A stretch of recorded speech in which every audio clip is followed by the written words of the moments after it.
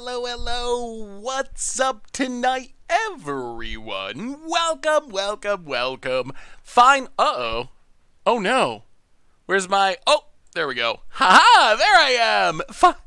Fine Thursday to you all. Good to see you. Good to see ya. What's up, Lucas, Dono, Blue Collar Man, MTG Pinguino, Jar Jar. Good to see ya. Jada Luau. Oh my goodness. OP. I don't know. I don't think anyone knows what is going on with Pro Magic and organized play right now. Jar Jar Binks God, welcome to the Fishbowl. Thank you. We're missing a card of some kind. Thank you so much for your subscription. Big super for you. Thank you. What card are we missing? Well, in the 25 lands, 3 artifacts, something. We're missing something, but I'm not... I'm not exactly sure what that something is. We'll figure it out as we go along. How is everyone doing tonight? Oh, I'm excited. It's been a minute since we've played Modern, and we got not one, but potentially 2 sweet lists to play today. List number 1, playing some Witchpox. This deck is really cute, and I think it's gonna be fun. Maybe it'll even be good. List number 2, if we get to it, we have some tooth and nail action, some ramping and plowing undering and Trinisphere, all to get to Tooth and Nail, to get a Xenagos and an Emrakul. So, fun Modern list tonight that we haven't played on stream in a minute. So, I mean, yeah, you can never go wrong with another Fatal Push, I guess. Hello, how are you? And Bread Truck, welcome to the Fishbowl. Getting this sub trade running, and Bear Jew, welcome you as well. Big scoop cheer for you. Thank you. So, how's everyone doing tonight? So, the OP thing. This has been the talk of the day. I don't know. I want your opinions. We're not going to spend too long. We can talk about it as we go along, as we are playing. But the big news of the day is essentially the end of the MPL. In organized play going somewhere at some point. I think the good news is Wizards did say, like, the plan is to bring back big paper events and to do Command Fests and something like GPs and, like, cool things like that are going to be happening in maybe not for another year or more, but that's where they're heading. That's their plan for OP at the same, or organized play. At the same time, everything's just so up in the air, and everything, like, there's no really solid plan, and I'm just so nervous because traditionally, at least with recent history, when Wizards... we got a bunch of gift subs from Brad Tuck to Paisley James, Mean Mixtake, Andrea, Jar Pave GC, and Mobzad. Welcome to the Fishbowl. It's Week for Zio. Welcome to the Fishbowl as well. Big soup cheer for you. Thank you. I'm always nervous when Wizards says, hey, we're gonna, like, cancel this thing, but don't worry, we're gonna announce something really sweet in the future. Because a lot of times, like, either when they do announce it, the community isn't happy with it, or we just don't hear about it again. Like a year ago almost, they were like, oh, we're getting rid of the Pro Tour Hall of Fame, but don't worry, we're gonna have a really sweet new Hall of Fame that's gonna be even better in 2021. And now we're like a big chunk through 2021 and haven't heard a peep about the Hall of Fame. So it always makes me nervous when they're like, it's going to be awesome, but don't worry. Like, we're going to be getting there. Is this your voice when you're not streaming? Yes, that is my voice. I do not have a... I do not have a stream voice and a non-stream voice. I don't think. Oh yeah, it is Unearth. I think I took out the Unearth because I wanted to, it defaulted to the new one, and I want the old border one. So our plan for today is to play some Modern, but I'm curious, because it's going to be interesting. I think Kibler had a really good take on his Twitter about it. I remember I read a lot of takes on Twitter. There were so many takes, but... what did Blake say about the Hall of Fame? I was watching the Wizard stream a bit before our stream started, so did I get my house? No, I'm still looking. I did not get the one I was trying to get, though. Tough time to get a house, but seems cool, although it's no Jund. What is Jund these days? So, anyway, we're playing Modern. We're poxing, we're tooth and nailing, starting with some Witchpox. First, we should do our reminders, and then we can talk about organized play, our weekends, I don't know, the future of Magic, when it's going to come back, if it's going to come back, what it's going to look like as we go along, what decks we've been playing, all that fun stuff, or anything else for that matter. We have a new donation from... Oh my god. I don't know how many of you saw Tomir's stream last night. Oh, that was the longest Commander stream I've ever played. From Dan Wildfire, $5 donation. My daughter has been coming to Commander Night at our LGS. Last night she won with Torbrad. She had Torbrad, Furnace of Wrath, Repercussion, and 6 mana to put into Pyrohebia. Ooh, that sounds sweet. Torbrad can be so brutal with effects like that. Thank you for the donation, and tell your daughter congratulations. It's got to be super fun to be able to teach your kids Commander and get them into Magic. Brand new, welcome to the Fishbowl. Thank you so much for your subscription. Big super for you. Thank you. Yeah, it was super fun to have Tom back for sure. I've missed playing with Tom. Tom's fun to play with.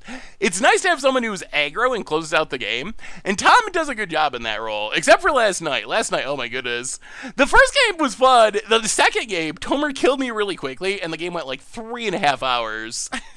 So I had to sit there and watch for like 2.5 of those hours. So let's do our reminders, talk about our deck, start playing Magic, then we can talk about Commander and OP and all that good stuff. So replay YouTube, that's where you'd find all the old streams, including this one in the future. Blake on the Hall of Fame, it was my job at some point when I moved to communications that I didn't have time to work on it, but now there's new people to do stuff with it. Oh, Wizards. I don't think Wizards knows what's going on, honestly. Like, I don't think Wizards has any idea what's going on. We don't have any, like, we know the MPL is going away, but beyond that, I don't think anyone has any clue. We know, like, they'd like to bring back paper tournaments, but we don't know what they'd look like, or when they'd happen, or, I have no idea. I'm befuddled. I'm befuddled about everything. Normal YouTube. We played some Brawl, of all things, today to earn card styles. Tomorrow, we're playing some Modern for Much Brew. There is some Modern Horizons stuff, spoilers coming soon, so keep it out for that on the YouTube. Our sponsor tonight, of course, is Card Kingdom, and if you need some magical cards, you can get them at cardkingdom.com.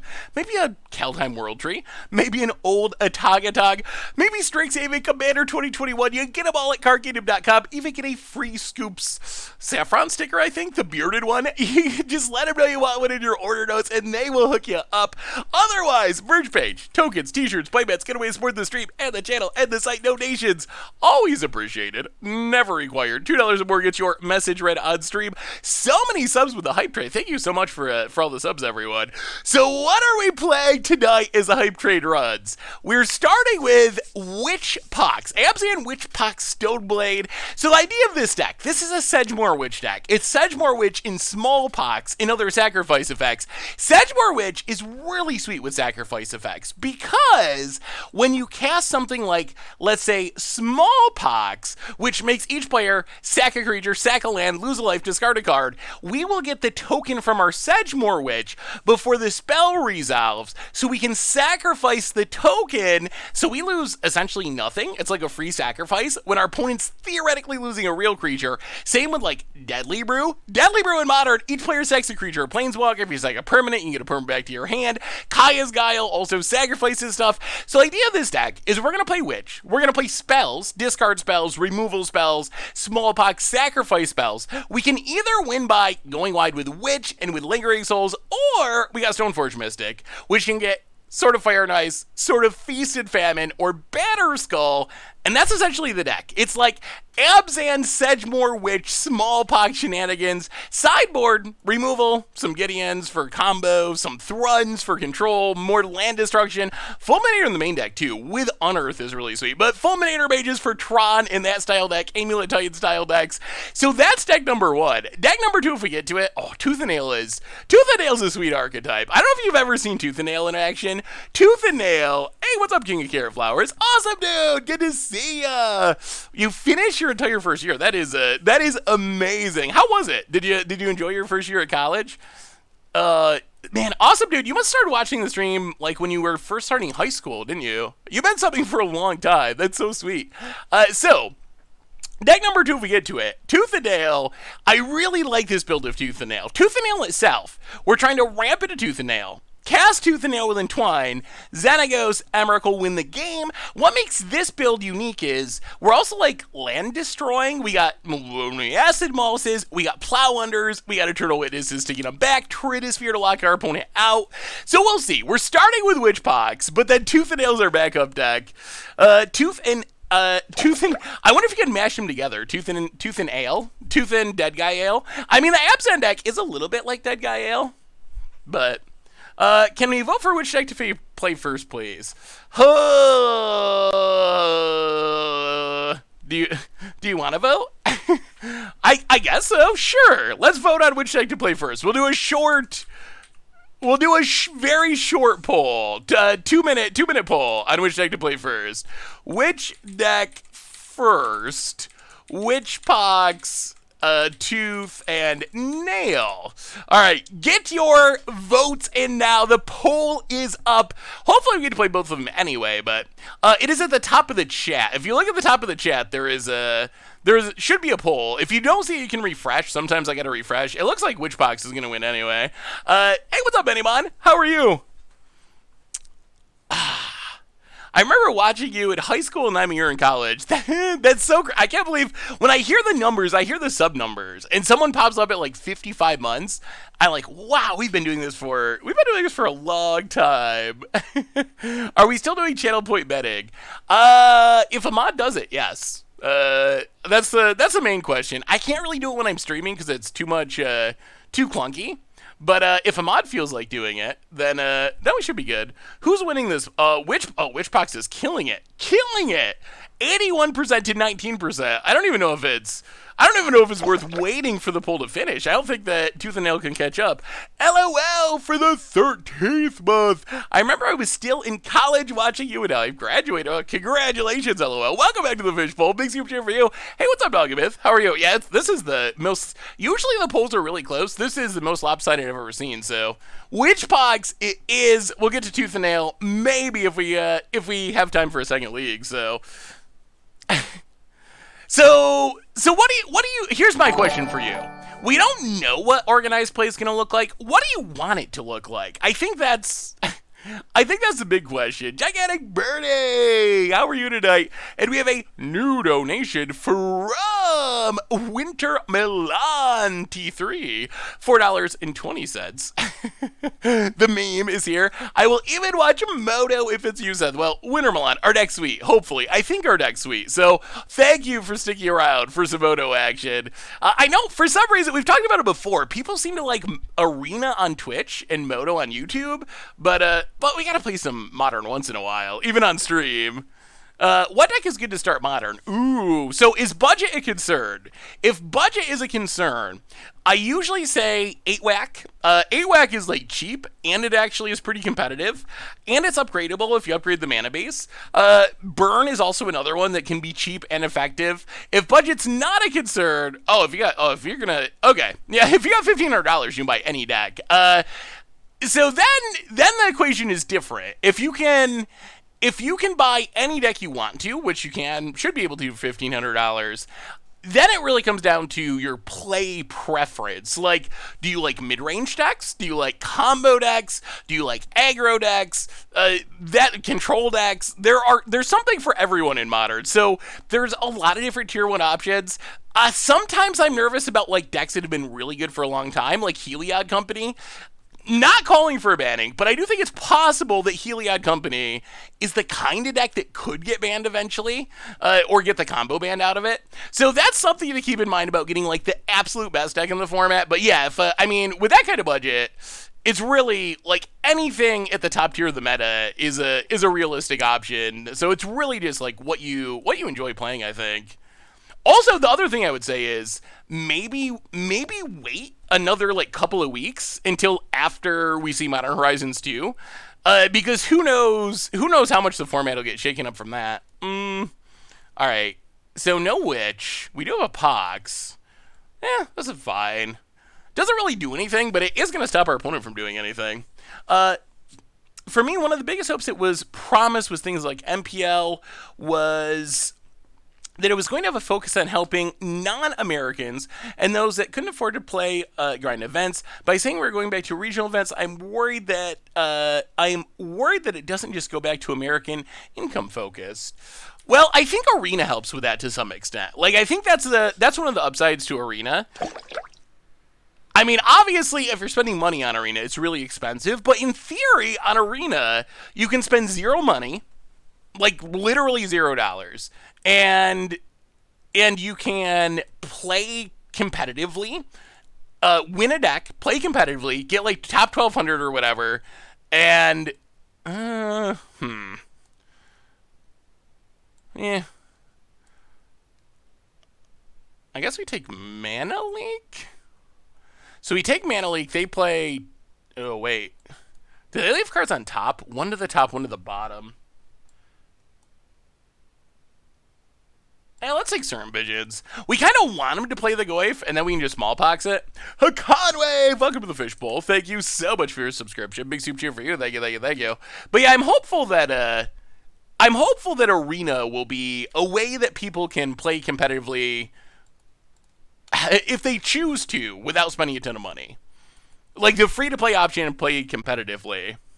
You talk about how expensive it is to grind for a meta deck on Arena to keep up, Seth. Not really true way in for income consideration, especially if you play... Wait.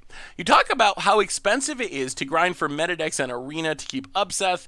That's not really true way in the income consideration, especially if you play multiple formats. Wait. I think I'm confused, Dreaded. Are you saying it's not expensive, or it is expensive? I think I'm like somewhat confused by that. So we have a Godless Shrine. I guess we just swamp? Yeah, let's just swamp and Old Border Thoughtseize you. Should be able to get 2 cards with an Old Border Thoughtseize. I'll take a Lightning Bolt. Well, we've done a good job of stripping our opponent's hand like crazy. Sedgemoor Witch is sweet. Maximilian, welcome to the Fishbowl. First time sub, thank you so much for your subscription. Big soup cheer for you. Hey, what's up, Devin the Dude? How are you today? Good to see you, good to see you. I'm saying it's expensive and not a good way for people who have income considerations. Well, compared to other forms of Magic, like, there's an option. I know that Arena is very expensive for me. I've talked about that many times. At the same time, it does have the free-to-play option, which no other form of Magic really has. Like, it is possible on Arena that you could do this. You could sign up for Arena account. You could spend $0. You could do a bunch of grinding, get a tier 1 deck, make it to Mythic 1200, win the Mythic 1200 tournament, and actually, well, under the old system, that would actually qualify you for something. So that's something that was a possibility, that is a possibility on Arena, or at least was with the old system, that is not possible in paper or on Moto, even though for me, Arena is the most expensive way to play Magic, because if you spend money on it, it costs a ridiculous amount, but there is that free-to-play option, which is something other forms of Magic don't have. Let's see. Each opponent attacks a creature. Make a token? Maybe we just exile a graveyard. Yeah, sure. Get rid of the Goyf. Get rid of the graveyard. I feel like we're going to Smallpox. Whoa, they drew a... opponent. Okay, remands. Sure. Well, in that case, we will Smallpox, discard Lingering Souls. Opponent loses Goyf, they lose their card. We sack a land. Pass the turn. Graveyard Exile would be pretty... Yeah, it gets rid of future Goyfs, and I think they're a Snapcaster Eternal Witness deck. So it gets on that, hits on that too. Well, play the land, Lingering Souls.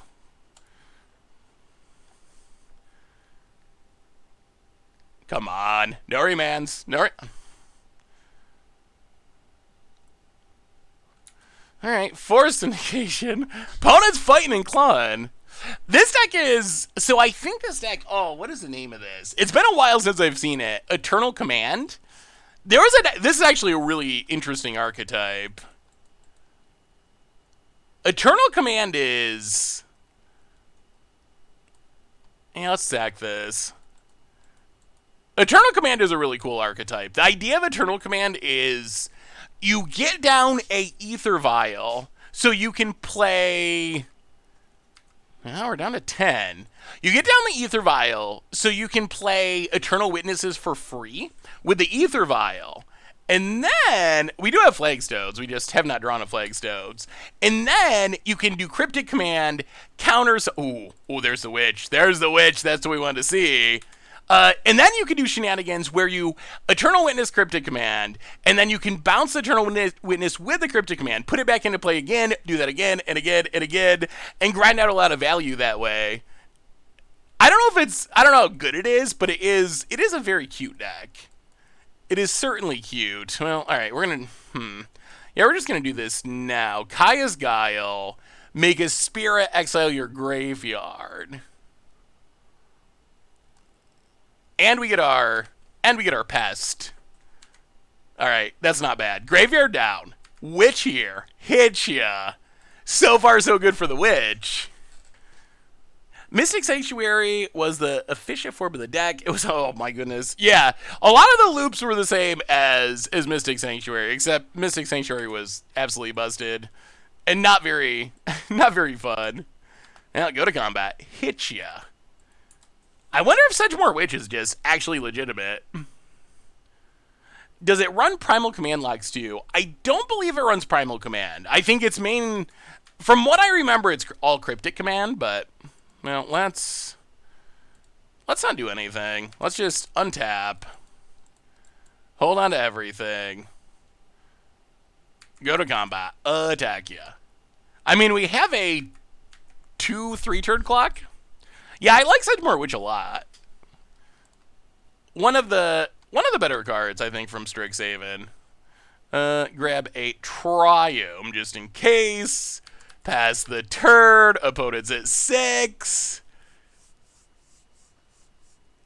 Goes down to 5. Okay. Lethal on board. Hey, what's up, Omnicron? How are you? How do you lock with Primal Command? There isn't really a hard lock with Primal Command, but you can do kind of like a temporary soft lock. It's actually in the Tooth and Nail deck we might play in a minute, or might play in our next league. But the idea of Primal Command lock is you can Primal Command, put a land on top of your opponent's deck, tutor up Eternal Witness. Eternal Witness gets back Primal Command, put the land back on top of your opponent's deck, or Eternal Witness, gets back Primal Command, land on top of the deck, again, get another Eternal Witness, do that for like 4 turns in a row, or 5 turns in a row, and just like sort of time walk your opponent out of the game. So it's not really a hard lock, but it is kind of like weird green time walk, essentially. Yeah, Eternal Command's a deck that was sweet in Modern, like, old Modern. Modern of 10 years ago. Did you realize Modern's been around for 10 years now, I think? Or it started 10 years ago, like, this month? Something like that. The first Pro Tour was 10 years ago in August. Ooh, Historic Ponza. Ooh, I'd love to see your list. Should I save up my coins for HA5 and use gems for the College Cups? What do you get out of the College Cups? I skimmed over that announcement, but I did not actually get the details. Surgical is probably actually pretty good. What do you get out of the College Cup thing? So we'll go down Fulminator Mage. So if we're just gonna have Goyf, we probably want Feast and Famine, I guess. Maybe something like this. Do we want Thrun? Is this a Thrun matchup? Is it troll time?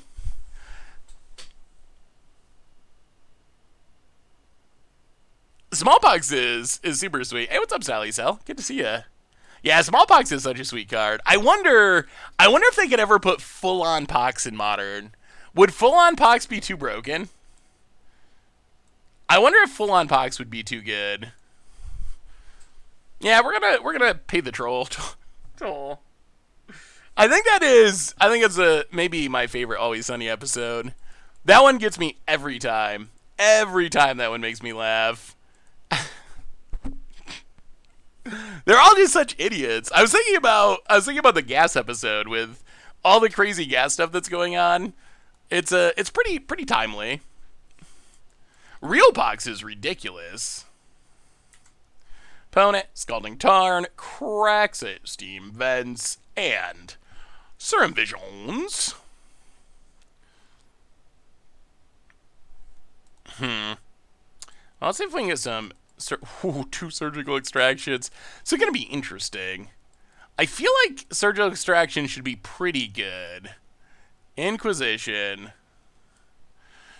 Goyf, Snapcaster, Lightning Bolt, Ether Vial. Opponent did put a card on top. Well, I guess we take the Goyf? Take the Goyf.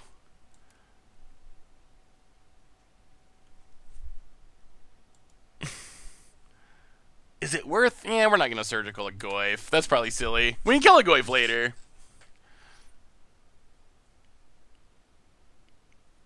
Yeah, the rounding up on Pox is definitely crazy. I don't know, is Pox... I don't think it's reserve list. I think it was reprinted in 5th edition, so it can't be reserve list, but...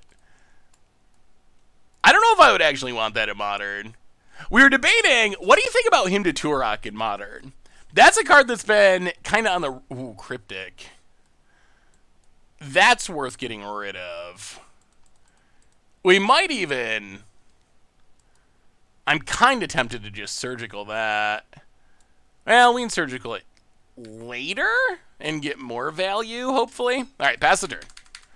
Opponent, 3 cards in hand. Snapcaster, Bolt, land.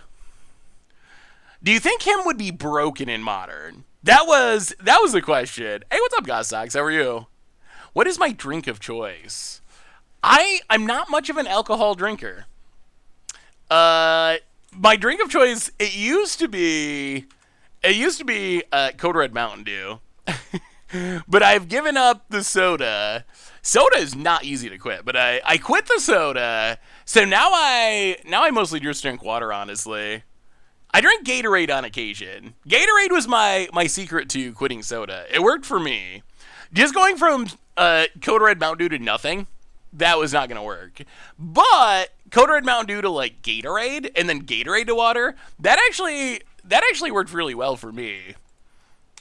Silent clean. Oh, we're killing ourselves. Painful. We're probably going to lose to these silent clearings. That's my biggest concern. We're at 14, and our opponent hasn't done anything. Like, we're at 14 just from... Whoa. I've never seen the spirit token before.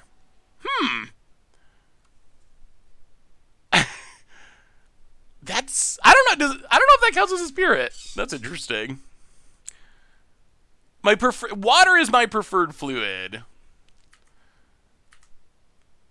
Definitely quitting soda was worth it. I can't believe I used to drink so much Code Red Mountain Dew. As far as alcohol, I'm not really an alcohol drinker. You can ask Richard and Crib from GP Vegas last year.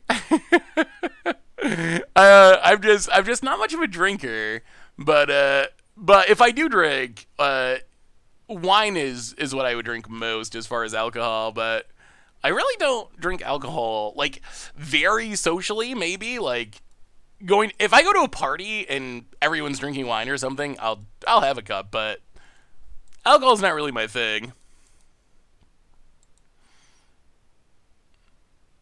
I mean, when I was like 18 or whatever, I definitely drank a lot more, but I never really enjoyed drinking. I never really understood the appeal. It always just, like, drinking always just made me feel, like, really, like, slow and logy and not that good. So I was like, why do people do this? Like, what's the appeal of this? David, it is still... Welcome to the Fishbowl. Thank you so much for your subscription. Big soup cheer for you. Thank you, thank you, thank you. So you gotta play Stoneforge. Our opponent's gonna Snapcaster... You know what, They're gonna Snapcaster Cryptic. We are killing ourselves.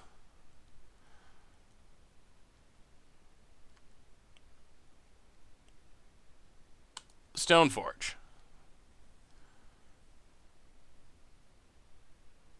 I mean, maybe they just bolt it. That's possible.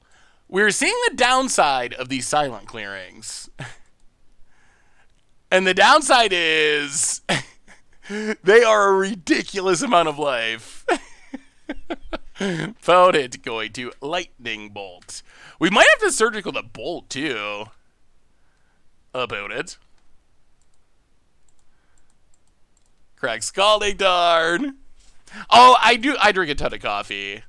I do drink a ton of. I forgot about coffee. Coffee is also top tier. Oh my goodness. I forgot about the fetch for one putt, honestly. I forgot all about that until I was doing Tober's Commander stream last night and someone brought it up. I've had many very strong punts over the years, but I think that fetching at one life and then not realizing we had killed ourselves and yelling and the opponent scoops him up, we locked him good. When I look back on my Magic career, that's gotta be tier 1 at least. It does not get much worse than that in Punt World. Well, let's get back Stoneforge Mystic. I actually kind of like where we're at now. We get back Stoneforge. We have 2 surgicals to deal with this Snapcaster. As long as this Snapcaster lives, or as long as this Stoneforge lives, we get the Batterer Skull, and then we're just off to the races. Pithing Needle was pretty bad too. What is my Pithing Needle? Although that is kind of just a Moto punt, honestly. Like, that's one that's mostly like you're just talking and you're thinking of Pithing Needles, so you just absentmindedly type Pithing Needle into Moto chat. When I don't think that would ever happen in paper, or it'd be very difficult for it to happen in paper. Well, let's get rid of that. Surgical it. Get a Peekaroo. Alright, 2 Cryptics, a Vapor Snag, 3 Bolts, 2 Abrades, Hunt Masters. This is Eternal Command. This is the 2020 edition. Also, one punt that happens quite a bit is something like Surgical and not getting the one out of the graveyard. I've done that a few times. Alright, Surgical down. Stoneforge incoming. Yes, please. Sort of Feast and Famine. Hit you with the Spirits. Flashback Lingering Souls. And this is looking good. This is looking good. No Witch, no problem. Yeah, that's sweet. This is, our opponent's deck is like a 2013 Modern deck or something. 2014. What is your worst punt, chat? What is your personal worst punt you've ever had? I don't care what format. It can be Commander. It can be Modern, Standard. What is just like the absolute worst punt you've ever made? Ooh, let me see Omnicron. I mean, they got Archmage's Charm, so they updated their deck a little bit. Milrency, welcome to the Fishbowl. Thank you so much for your subscription. Big super cheer for you. Thank you.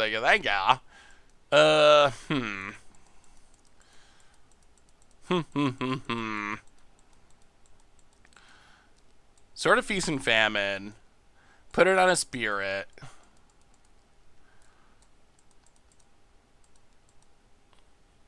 Attack you, make you discard, untap hardcast Batter Skull? Seems reasonable. Oh, so much life. My only concern is that we're just like killing ourselves with our opponent has hit us for 0. Literally 0. Flashing back Ancient Grudge out of Chalice for That's pretty bad. That's pretty bad. Mimolez, welcome to the Fishbowl. Thank you so much for your subscription. Big super cheer for you. Thank you. Hey, thank you, Lauren C. I appreciate the kind words and the sub. Thank you so much. So we'll get a Swamp. We will put the sword into play. We will equip the sword to a Spirit. Go to combat. Hit ya.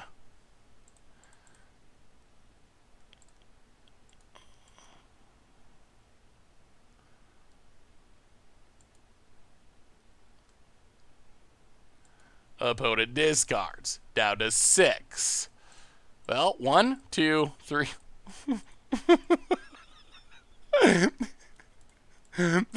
This race is if we can kill our opponent before we kill ourselves. So far, we've 15'd ourselves and 14'd our opponent. What a ridiculous game. My worst part was using a Shockland untapped and Janklich's mastering fizzling my combo. Oh, that's pretty rough. Opponent taking the vials all around, up and down. Did I hear the mask mandated? I saw on social media that federally they announced that if you are fully vaccinated, you don't have to wear a mask for most things. Uh-oh. They draw Huntmaster? Ooh. Ooh. Oh, that's a bit of an issue. This flips hits us for 2? Uh-oh. Uh-oh. Uh-oh. That's not good. That's probably our opponent's best draw. So we're dropping to 3. Kills the Stoneforge. Okay. Can we win here? Opponent's got no cards in hand. If we put the Batter Skull on a Spirit, can't block, can't block, can't block. No flash. You know what? Let's finish it. Let's finish it. We will finish hurting ourselves. Down to 1. Move it over.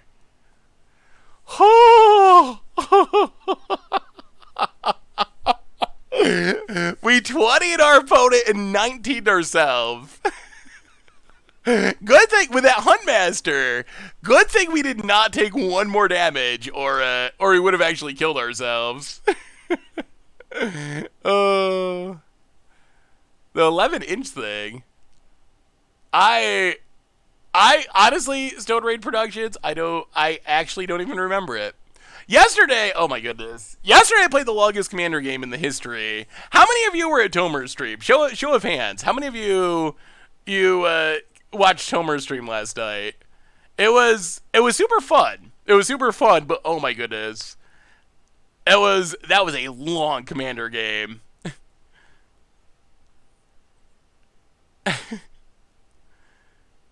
It was so long. Ooh, the good news is Krim just got a second vaccine. Oh, there were so many punts that last game. Thankfully, I got killed very early. So because I got killed really early, I avoided most of the punts. I just got to sit back and watch everyone else punt at each other. Oh, there were some hilarious punts. Game 1 was a pretty good game. Game 2 was so sloppy. But it was like 11 o'clock at night. Tom and I had both gotten up at like 5 or 6 in the morning, so we were both just like deliriously tired. So by the end, there was just so many puns. It was fun. Yeah, Tom is... I love Tom. Tom is awesome. Tom is super fun to play Commander with. And he said yesterday he had not played Commander in a year and a half.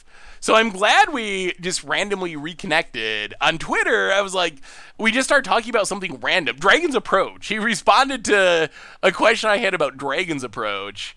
And that led to us talking like, hey, you should do Commander Clash again. And he was like, yeah, that would be great. And now Tom's playing Commander again, which is excellent.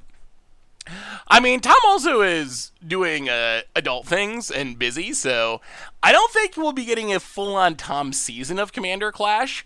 But I do think that Tom is open to filling in more. So Tom might be our fill-in person when stuff comes up like today when Krim couldn't be there. Tom will probably be one of our go-tos for the next season or so.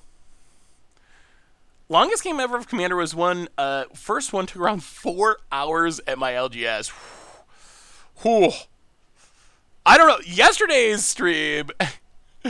It made me realize why, well, no, he's like working night shift and day shift somehow at his job, which I don't even know how that's possible, that you do both. Doesn't that mean you just work literally all the time? But yeah, so that's what I was meaning by adult things. I still want to see a guest episode with Vince, Jen, Tom, and Mudsta.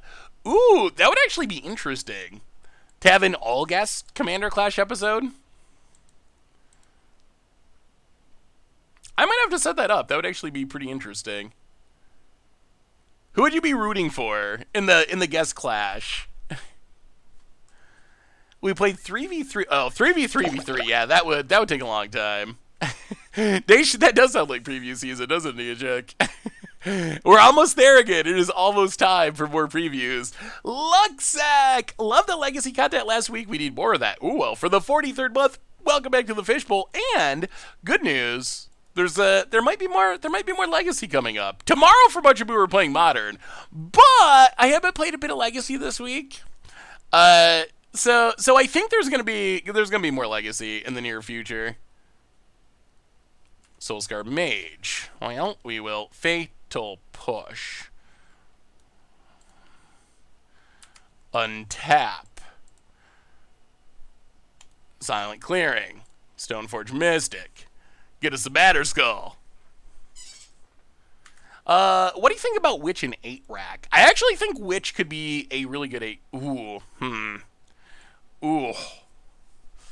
Well, I think Batterskull is the first choice. We're almost certainly going to get to Stoneforge twice, because they're going to kill it, and then we can unearth it. So we should be able to get Batterskull and Sword, and if we can get those both together...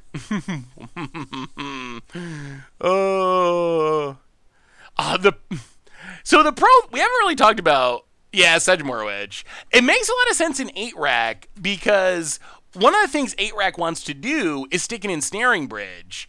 And the 1/1 pests are really good at attacking under an ensnaring bridge, and you don't get a splash into another color. So I actually think that actually makes a ton of sense to me. I think next... Oh, we're going to have all of our equipment, aren't we? I actually really like that plan. So we will... Is it worth smallpoxing? Probably not. I think we're going to need our lands for this Batterskull. So we will unearth. Get back Stoneforge.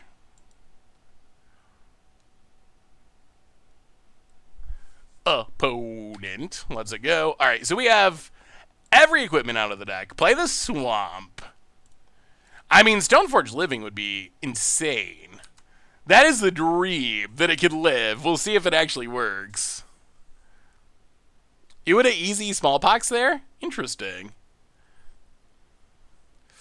I feel like Jitte would be fine in Modern. I really think... Don't kill it, don't kill it, don't kill it. I really think it would be fine in Modern. Oh, it lived! Okay. Life is wonderful.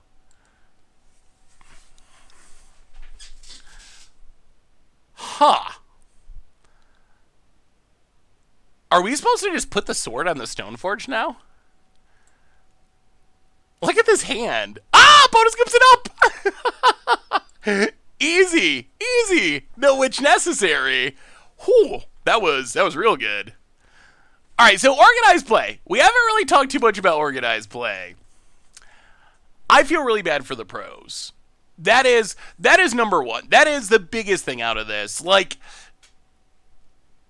there was supposed to be... How many of you watch The Wire? Have you ever watched The Wire? And like season what? Season 5? Season 4? The one with the mayor. You got the mayor running, and the new mayor wins. And the new mayor wins, and everyone is excited. They're all like, okay, it's a new day in Baltimore. Everything's gonna be awesome. And there's all this optimism. There's gonna like give a raise to all the, whatever public servants and all this stuff, and they're gonna fix everything, and they're gonna clean up the city, and it's gonna be an amazing place for people to live. And then it all falls apart. It doesn't work. It's corrupt, and it's just as bad as it was before, even worse than it was before. That is what I feel like about the MPL. Like, that was a feeling of the MPL from a lot of the pros, was there was this new day and pro magic was an actual career and Wizards wouldn't give the people full-time money to like play magic and support them. And then 2 years later, it's like all falling apart and it's actually worse. So that was the first thing I thought of from a pro's perspective, is it just very much reminds me of like you had all the optimism and then it all falls apart. So I very much feel bad for the pros because I think they felt like, and rightly so, felt like this was going to be a new thing. On the other hand, from the perspective of someone who enjoys watching Magic, the MPL was, in my opinion, basically a disaster. Like, it just was not good. It wasn't entertaining. It wasn't heavily viewed. So I think, and that's not the pros' fault. This is not a knock on the pros. It's a knock on Wizards' ability to run something like the MPL, because I don't think they did a very good job of it. But that was a big issue. Is a kind of, it really didn't work. So from the perspective of someone who enjoys, yeah, Kibler's post was definitely on point, for sure. LSV had a pretty good post about it as well. So I feel like getting rid of the MPL was the right thing to do. The part that scares me is, like I mentioned before, is they didn't really offer a replacement. And I'm just so skeptical of situations like that with Wizards. Do you think there was a bit of entitlement from the pros? Yes and no, I would say. I would say that I'm sure there was probably some amount of entitlement, but at the same time, I also feel like the pros rightly believe that things were changing and that this was what Pro Magic was supposed to be. Like, I think that was kind of the promise, more or less, a couple, 2-3 years ago when it started. So, sure, maybe there's a bit of entitlement, but at the same time, if someone tells you, like, hey, this is what organized play is going to be, it's going to be awesome, you're going to make all this money, this is what we're doing now, and then changes it up like 2 years later, I could see why you would feel entitled to that at the same time. I do think, here's the thing, this is something I've been thinking about for myself, actually. If you're a pro player, if you're a content producer, if you are watching content, if you're watching the stream, or sub to the Goldfish YouTube channel, or watch Reed Duke or someone stream or on Channel Fireball, you're a very enfranchised Magic player. And I feel like all of us who are enfranchised Magic players, I think we overvalue ourselves and think we're more important than we are. Like, I think content producers think we matter more than we are. Pros think we matter more than we actually do. Because when it comes down to it, the thing we all miss is, like, sure, maybe, a pro player is very high status within the enfranchised player community, or whatever content site you like or streamer that you watch. At the same time, most of Magic is people just playing on kitchen tables. Like, the average Magic player is someone who's never heard of me, or LSV, who has never watched a Magic stream, who has never watched a WotC stream.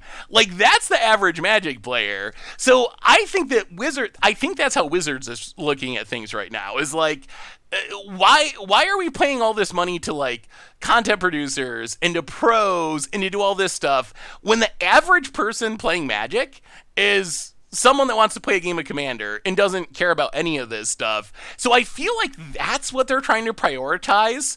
And as someone who is in the franchise community, like, that's kind of rough. Like, that feels bad.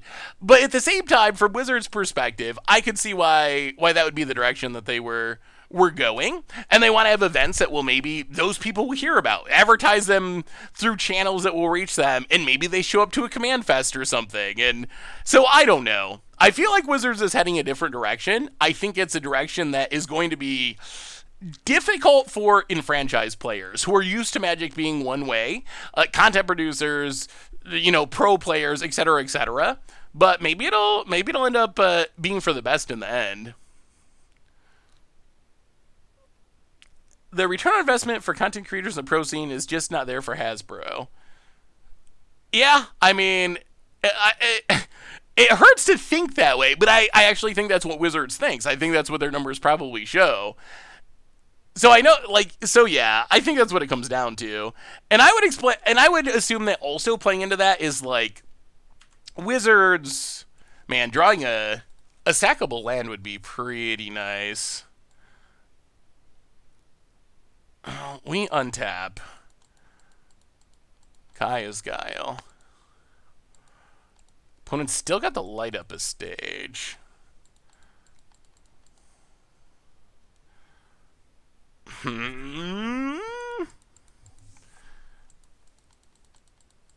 Maybe we just Smallpox? Yeah, let's Smallpox.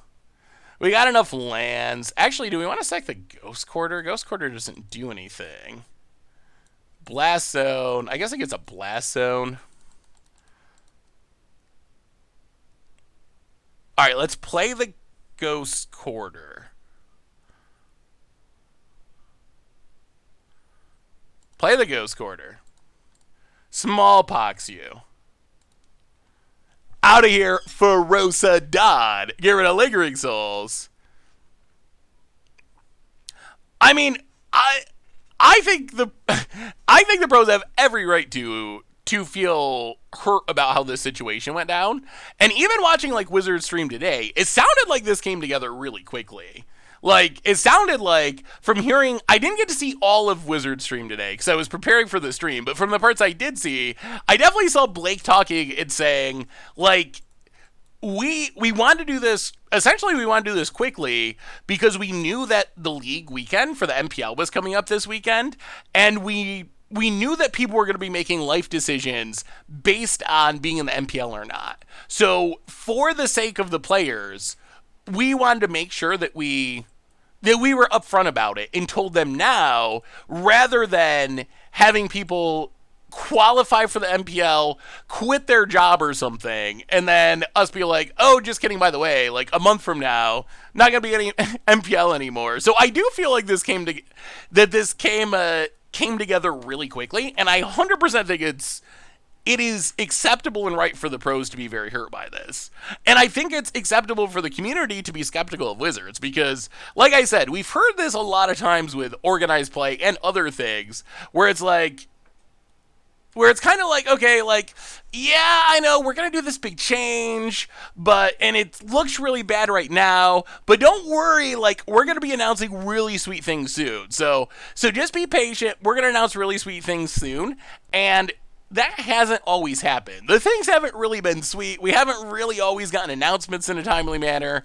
So I personally am skeptical of stuff like that. Like, I am skeptical that it's actually going to be good in the end. And that's the biggest thing I think personally that I'm worried about is I just don't have a ton of faith that we're going to weigh down the sword. I just don't have a ton of faith in Wizards' ability to do organized play right now. So when I read the announcement, there's stuff that's really exciting to me. Like, if you just read the announcement, it's like, hey, Paper Magic's going to matter. We're going to do the gathering. We're going to get people back together.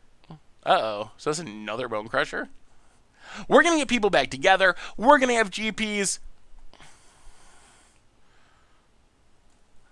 That's awkward. We're going to have GPs. We're going to do all this sweet stuff. And it sounds really good, but will that actually happen in the end? I don't know. It hasn't always happened in the end before, so I think it's fair for people to be skeptical. Blake said himself that we're right to be skeptical as they haven't had a good record and they need to prove that they can get us right. I mean, I'm glad Wizards is thinking of it that way too, and I really hope they get it right. Like, in the dream world, Pro Magic will still exist. Like, here's how it could work. Here's how I think it could work. We gotta get to stream mode real quick. Here's how I think it could work. So it sounds like, oh, and also from the announcement today, one thing that was troubling, I would say, is it did sound like what Wizards published in the article publicly was a little different than what they told, like, MPL members. Because there were, like, many MPL members who were like, Wizards flat up told us there's not going to be any pro levels. You don't call yourself a pro Magic player because you're not going to be a pro Magic player anymore. Like, that's not part of it. That didn't really come across in the article, so it seems like maybe the communication was not great between like what we got as the public and what the MPL got internally from Wizards. So I think the communication definitely could have been better.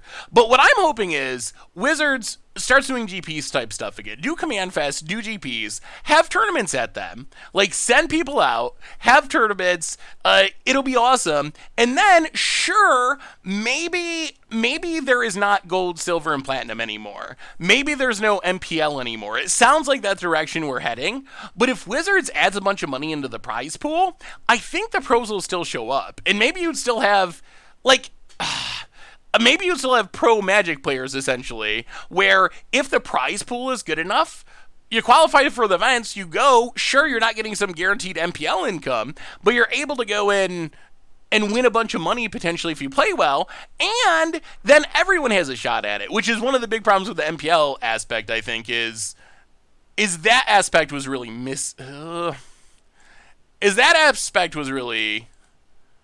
Firebolt light up the stage for Rosadon. That's an aspect that was really missing, I think, was the attainability. Like, it didn't feel like I could become a pro Magic player, or you could become a pro Magic player. Well, I think they said they don't want that. Well, they said they were going to increase the prize pool. So I think that how I read it, and all this stuff is very confusing, is they're not planning on supporting pro Magic as like a lifestyle, essentially. Like, they're not going to have pro Magic players, more or less. But if they're running GPs and they have a good enough prize pool, I think you would still have like pro Magic players. Like, you have someone like, I don't know, Reed Duke, let's say, who's really good at Magic, who writes articles for Channel Fireball, streams, and then goes to GPs and also earns some money from playing in tournaments and doing well in tournaments. I would still consider that a pro Magic player. Like, I think that's what a pro Magic player would look like. Or LSV. If you know who Reed Duke is, go with LSV or something. So I would still consider that a pro Magic player. But I don't think you're going to have, like, someone who just plays Magic and doesn't do anything else as their job. I think that's probably not going to be a thing anymore. Like the MPL offered for some people. I think you'll have people who, like, play tournaments, do content creation, and kind of, like, have a various income streams and are still, like, pros, but that would be my guess. Sad News Bears, it's Psycho Smurf. Ooh, Mardu and Modern, welcome to the Fishbowl. Thank you so much for your subscription. Big super for you. Thank you. I'm not a pro Magic player. I've never even tried to be a pro Magic player. Like, honestly, outside of the fact that I enjoy watching... Ooh, that's actually pretty good. Outside of the fact that I enjoy watching big Magic tournaments, and that's enjoyable to me, today's announcement doesn't really do anything for me, except potentially, in some ways, making me excited, because it sounds like I was worried that we would not have Command Fest or GPs, and that Wizards would just, like, go full on digital, stick with that. But the upside of the announcement is we got more or less confirmation that that's part of the plan. Like Wizards is planning on bringing back something like GPs and something like Command Fest. And to me, that's really exciting. Like, I hope we can do a GP Vegas next year. I would love, once we're able to and it's safe to, I would love to be able to go hang out with all of you and do a GP Vegas. Like, that would be an absolute blast. So, and I was worried that that just wasn't a thing anymore. But I think that it is, based on this announcement. It sounds like Wizards is definitely planning on that being a... Wow, opponent early scooping. That is fine. 2-0 with the Witch. Seems like they're going the other way. More in-person stuff without specific pro focus. Yeah, so my guess would be, and this is something we've talked about before, my guess would be for, like, tournaments and stuff is that they go more towards fests. In the old days, I don't know if you went to GPs, like, 10 years ago, but GPs were basically, like, tournaments. You go to tournaments. We cast Wish quite a bit in game one, or match one. We didn't cast it in that match very much, but it was very good in match one. So in the old days, like a GP was a tournament. You would go, it was all about the tournament. It was all about being spiky. It was all about winning the tournament and broadcasting the tournament. But I think now, we've already saw this shift happening where Magic Fest and Command Fest, they still have tournaments. That's still part of what's going on. But it's a fest. You can go and meet artists. You can go play Commander with your friends or with the Game Nights crew or with Professor or whoever. You can play side events, do drafts. You can play in a GP if you want to, but it encompasses way more. So I actually hope that's the direction we're heading in. I think that's way better. I think it's way better to have a big fest like that rather than just tournaments. I'm doing well, Rizuki. How are you? What do you think? Like, are you excited for the return of Paper Magic, chat? Is that something you're gonna go to? Like, I want the tournaments to still be part of it. I would be sad if there's not a, like, main event, quote unquote, at a festival where people can go. If you are a Spike, I want you to be able to go and, like, grind for the weekend and have a good prize pool and, you know, enjoy that aspect of it, because Magic is a bunch of different things. Like, for some people, that's what Magic's about. Like, that's how they enjoy the game the most, and that's a, like, legit way to enjoy the game. If that's your thing, that should be available to you. So I really hope that it is. At the same time, I also want the, you know, casual Commander play and side events and meeting your favorite cosplayers or whatever, stuff that isn't always there to be included. No Paper Magic till 2023. Was that confirmed somewhere, or is that more speculation? So we know that Paper Magic is coming back locally starting now-ish, like in the next month. From listening to the Wizard stream today, it sounds like the idea is kind of like, so Paper Magic's going to come back soon, like over this summer, locally and regionally. And then over the next, like, year or so, it'll ramp up towards more national events, and then maybe the end of next year, middle of next year, or starting of 2023 is when we'd be back towards having more, like, the big worldwide events.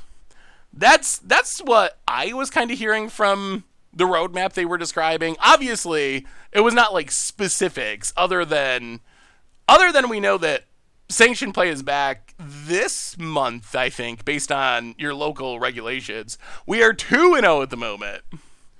I miss Randy and Rich too, and BDM.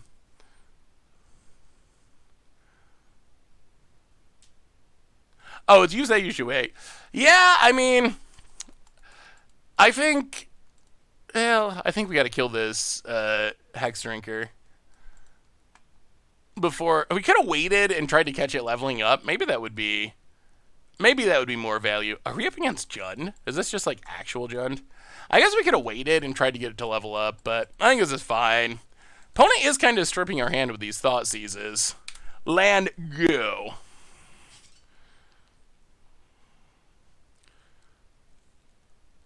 Well, I mean, yeah, I don't know. I guess my thinking is go along with follow your local and national regulations. I guess is kind of I think the simplest thing. It's just beyond that. It's oh boy, this is actually going to be a good Fulminator mage.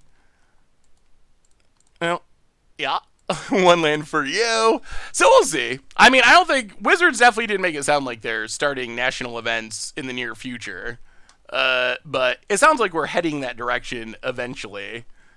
Swing for zero! $3 donation. Magic Fest 19 was super fun. TBH, I felt like I was creeping in to watch some of your Paper Commander games. Total fanboy to meet you. Also, my Twitch name was previously Taylor Jones. Hey, what's up, Taylor Jones? Thank you for the donation. Yeah, GP Vegas 2019 was an absolute blast. Scourge of the Skyclaves. We do need to kill that. I mean, I don't know I do not know the right way of reopening or how long it should take, so I don't think I don't think any of us in chat do, so probably not the. I don't think there's any benefit to like debating it because I just don't know. That's not my area of expertise.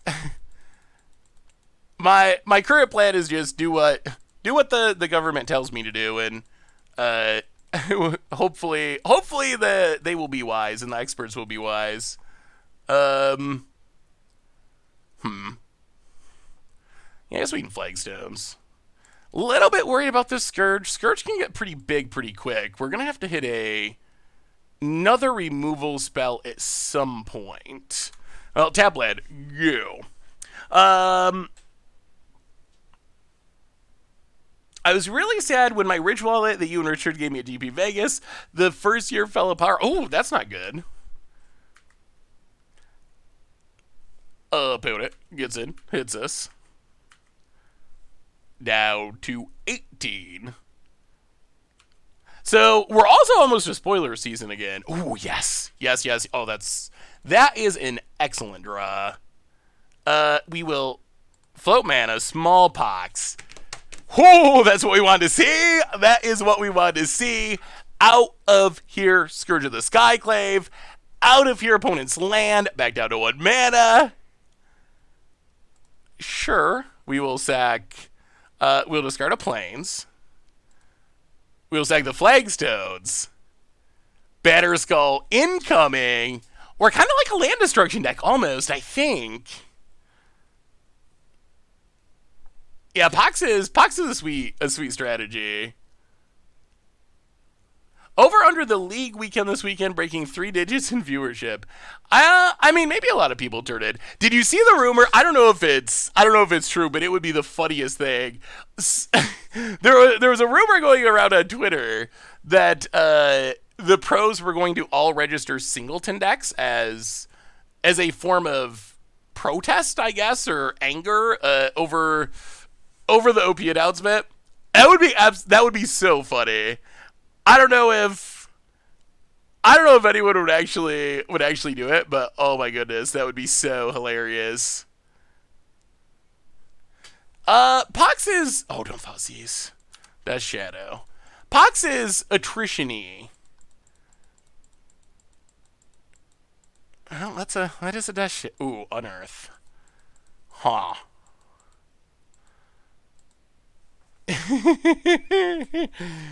Ooh. Okay. What is our plan, chat? What is our plan? Oh, pack combo. I think that pack combo is gonna get banned. The deck's too good.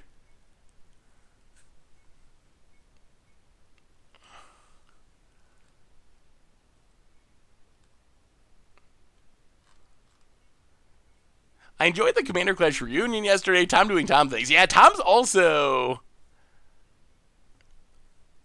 Are we just getting the last land? All right, we'll do it. Actually, let's sack Silent Clearing. I'm still a little worried about. Okay, that's good. So Unearth. Get back Fulminator. Get your last land. Urborg. Pass the turn. No lands. Don't draw a land. Don't draw a land. Come on. Ooh, okay. Can we get a flawless victory? Can we get a flawless victory? Leonard Cohen's really good. Although I will say, Leonard Cohen, you probably know, wrote Hallelujah, which is an amazing song. But I actually think that Leonard Cohen's version of it is horrible. Have you ever heard Leonard Cohen's Hallelujah? I actually think his version, his recording of it is pretty bad. The song itself is great. Like my main like of Cohen is he is an absurd songwriter. He is just an absolutely amazing songwriter.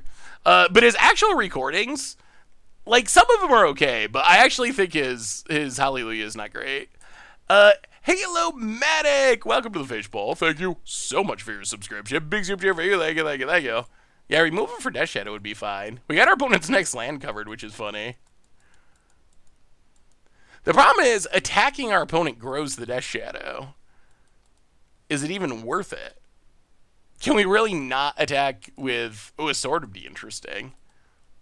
Do we not attack with the Germ to avoid growing the Death Shadow? No, I like Bob Dylan. I just think that I just. Oh no, I'm wearing a Leonard Cohen shirt, and I love Leonard Cohen. I just feel like his recording of Hallelujah is not all that good.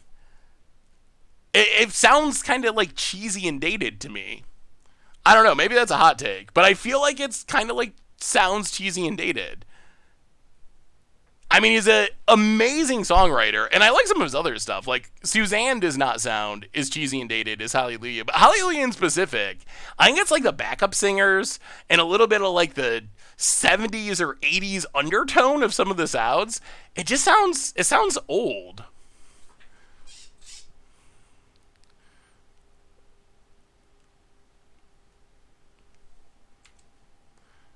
All right, hit our opponent. I mean, I think attacking's fine. We grow the Death Shadow. But we're up to 19. Our opponent's doing literally nothing. They can't attack with Death Shadow, because if they do, they're going to get absolutely blown out. And eventually we'll just draw removal, or a sword, and we'll win.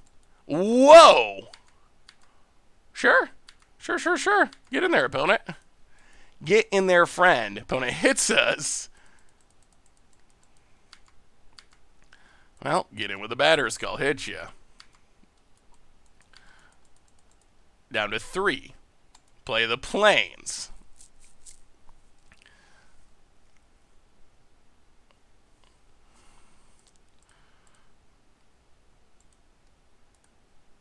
Fulminator Mage. Pass the turn.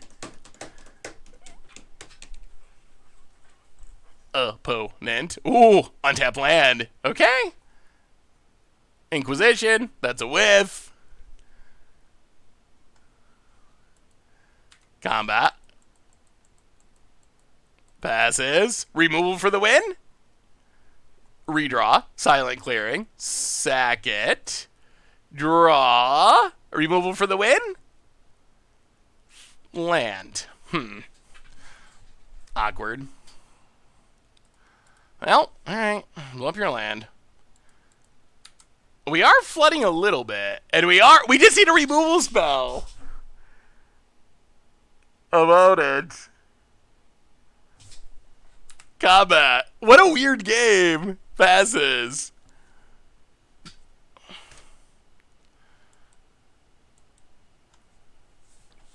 Crud. Well, I guess we should have kept that Fulminator around.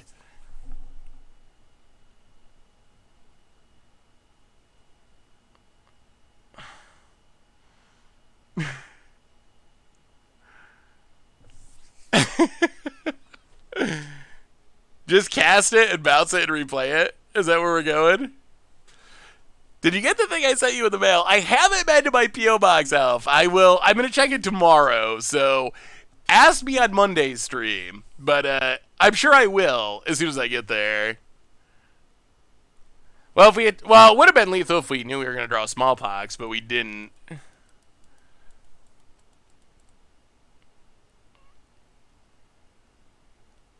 Yeah, I think we just play the land and pass this turn. I think we play the land pass. What we want to do is maybe pick up the germ end step. It's a red source. This way we get a land too, which is nice. Well, 1, 2, 3. Pick up Batter Skull.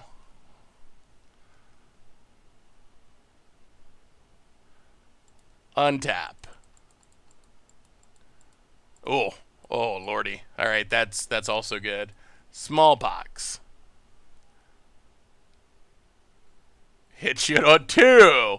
We're like land destruction. We're like which land destruction? I mean, I think the slide is good. I mean, Lingering Souls should do it. Lingering Souls is actually better than Batter Skull. So we'll discard Urborg. I mean, we just make 4 tokens, and that should do it. The Pox gets rid of the Death Shadow, gets rid of the land. We get to sack Flagstones.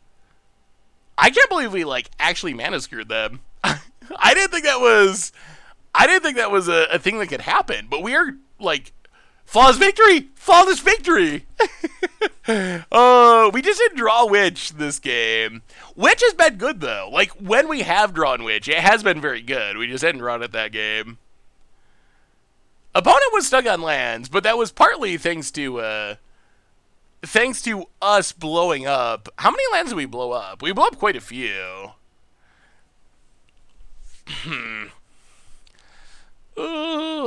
Do we actually want Fulminators?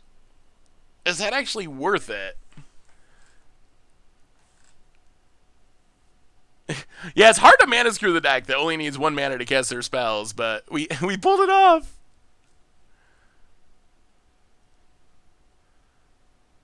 What do you think about Lingering Souls in Historic? Would Lingering Souls be too good, okay, or not good enough? Like, where does it land in Historic? On one hand, now that we got Intangible Virtue, I kind of want it. I think it would be sweet to have black-white tokens be a thing. It is really powerful, though. I think it would be exactly fine. Exactly fine. I think it'd be fine.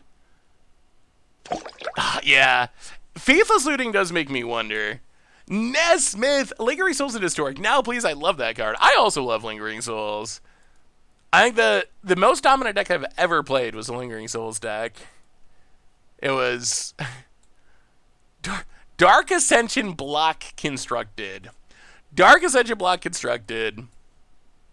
The deck was it was a joke. I don't think I've ever played an actual like competitive format where it was like Hogak or something, like that level of dominance. Maybe even better, honestly. It was just it was so absurd. So absurd.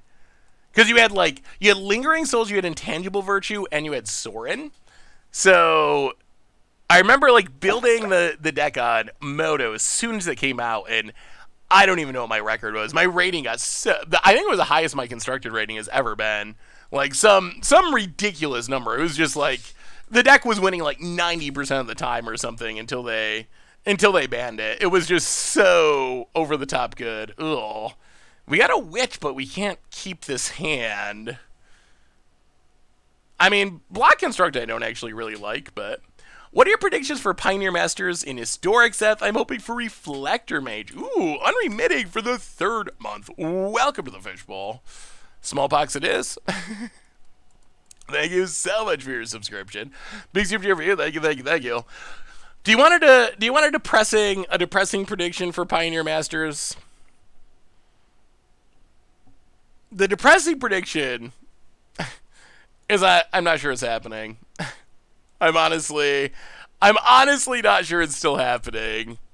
I'm not sure that Pioneer is going. Yeah, that's. It's been asked about, and Wizards doesn't seem to really have answers. It was supposed to come out like the end of last year, and now we're getting like, I don't know, no comment type stuff. I actually kind of feel like we're not getting Pioneers Masters anymore, but Wizards has not had the heart to tell us that we're not getting it. But I mean, that is. I hope I'm wrong. I hope I'm wrong. We've been talking about OP a bit throughout the stream. Indeed. Opponent Hex Drinka. Got more discard? A land to sack would be good. Shadow Spear. Okay.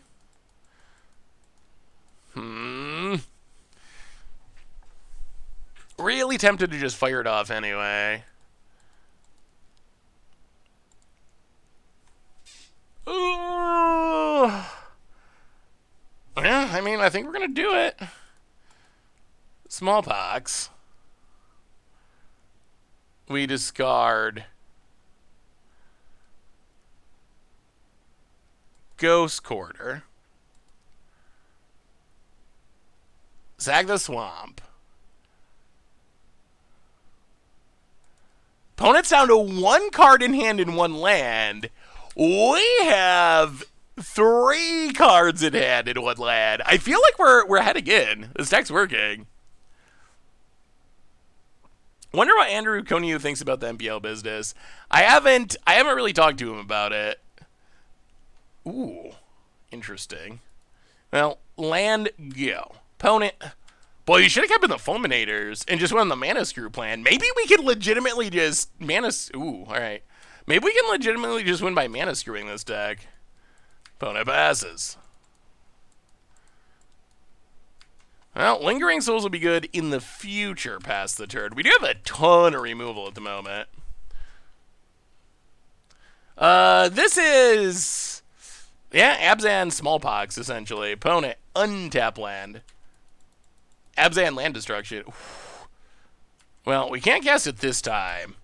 Now we're the one that's missing lands. That's not ideal. Mana Tithe would actually be good in this deck. Thought Seizes. Take the Lingering Souls, please. Please, opponent. Honestly curious, are you more excited for the upcoming preview sets or when Eldraine rotates? Ooh. I am most excited about Modern Horizons 2. Modern Horizons 2 is my number one thing of the year. I loved Modern Horizons 1. In fact, this weekend, on the website and the YouTube, there's actually an entire article going up with me gushing about how much I love Modern Horizons and the decks that it added to the format. So yeah, for me, Modern Horizons is number one, and it's not even especially close. Although at the same time, I am also counting down the days to rotation for standard's sake. Lingering Souls, go. Do you think Modern Horizons 2 is going to destroy Modern again? I hope not. Although, if Modern Horizons 2 does destroy Modern again, I am willing to accept it. If Modern Horizons 2 destroys Modern, but we get a bunch of sweet new decks out of the deal, that is acceptable to me. That is a worthy trade. The Goric! Welcome to the Fishbowl. Thank you so much for your subscription. Big soup cheer for you. Thank you. Well, that's Lingering Souls. Part 2, play the swamp, go to combat, get in with the spirit, hit ya. The pressure is on. The Goyf does not have reach. It's original Goyf, not 2020 Goyf. 2020 Goyf would definitely have reach. Do you not like Eldraine? I actually love Eldraine. As far as its flavor and its theme, and even its mechanics, I just do not like its power level. Power level a little too much for every format, but especially standard. And I think the big thing is I want faster rotation. We talked about this last stream. I would even be okay with stuff on the power level of Eldraine for the most part. Although, I mean, Eldraine is too good, but I'm okay with powerful sets. However, I would prefer that we rotate faster. So if there is something broken, it doesn't sit in the format forever and just for a shorter amount of time. Circle of Loyalty won the Get Odds poll for next week, so I guess it's happening. Y'all can't resist a good meme, apparently. Or even a bad one. Well, yeah, I mean, let's witch it. If you can kill it, you can kill it. The witch is here. The pests are coming. If they kill it, they at least got to take 3, which is something. What do you think that Oko will look like in Mirror, the special event and arena? I think that Oko... So, I'm hoping that they actually redesign the cards. I think that it'll be boring if it's like, hey, it's exactly the same, but it costs 6 mana now. Like, that's not especially intriguing to me. On the other hand, if they actually change the abilities or the order of the abilities, that would be something I would want to see. So I'm hoping that, yeah, I mean, you might need to increase the mana a little bit. I think having it so when Wizards talked about testing Oko, they said that they tested it only on their own creatures, essentially. Like, when they were playtesting it, the plus to Elk they only used it on their own stuff. So I think maybe that would be something that they would change. Is change it so your plus ability Your plus ability can. Oh, wow, we haven't lost a game with this deck.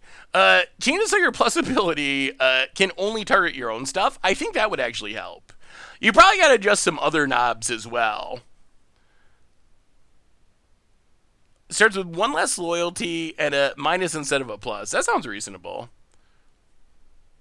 Yeah, they actually had a stream. They actually had a stream where they talked about it when they were talking about Oko, and they're like, "Yeah, we were like pretty locked in on just like using it to like making a food and then elking that food. So we usually only just use the elking on our own stuff. And part of what made Oko so busted was, yeah, the kids are actually already eating. It was the ability to like get your opponent's stuff, but it is weird how you see this snowball cascading effect though, like. Great Henge is specific, but also Embercleave. Like, do you think that they would be as good if Oko was still in the format? Like, how much do the bans end up kind of being a snowball effect? Some sort of like weird, not self-fulfilling prophecy, but where like Wizards designs a format so maybe Oko is designed to be an answer to. Maybe it's designed to be an answer to the Great Henge, but then Oko's too good, so they ban Oko, but then Great Henge is too good, because the answer to the Great Henge isn't there anymore, and you get this, like, cascading effect of brokenness. Oh, Aspiring Spike. Probably playing a brew of some kind. Potentially also streaming. Luris. Alright, maybe not a brew. No? Alright. Triume. Yeah. Oh man, if you want to see something funny, check out Inquisition. Check out this quote from Wizards. Oh, this one gets me every time. This was from their Investors Day in 2016. We will continue to invest in esports. Now we call Magic's version of esports Premier Play Events. And by all standards, the number of participants, the number of events, total prize pool, and total viewership, Magic is a top 5 esport brand today, and there's plenty of opportunity ahead for us. So we're investing in our esports team, and our goal is to exceed 1 million competitive events this year and double our competitive player base over the next 3 years.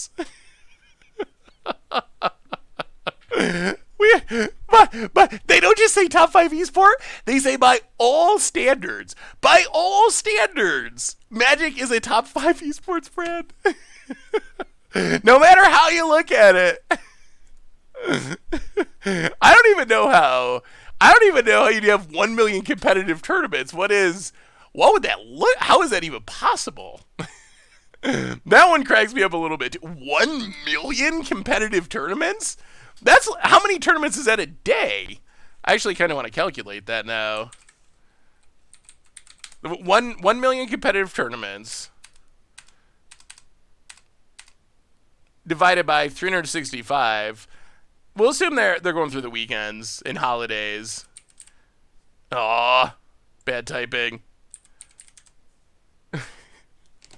2,740. Is that that's a lot of Magic. Yeah, that was the plan. Easy. Call up SCG. They got it covered. 2,740 competitive tournaments a day to hit that goal. Could you imagine being the Port Watsy employees when Hasbro's CEO comes in and like, hey guys, our goal is to have 1 million competitive tournaments this year. Well, I guess we play the land and play the witch. I mean, how much removal can our opponent possibly have? Play the witch, pass the turn. Please stop killing it. Aspiring Spike. I don't even know how it would work. At first I thought it was like a typo or something, but yes, alright. Kill all of our stuff, you jerk. Opponent plays a land, passes. Well, let's Lingering Souls. Oh, come on now, Grixis Luris.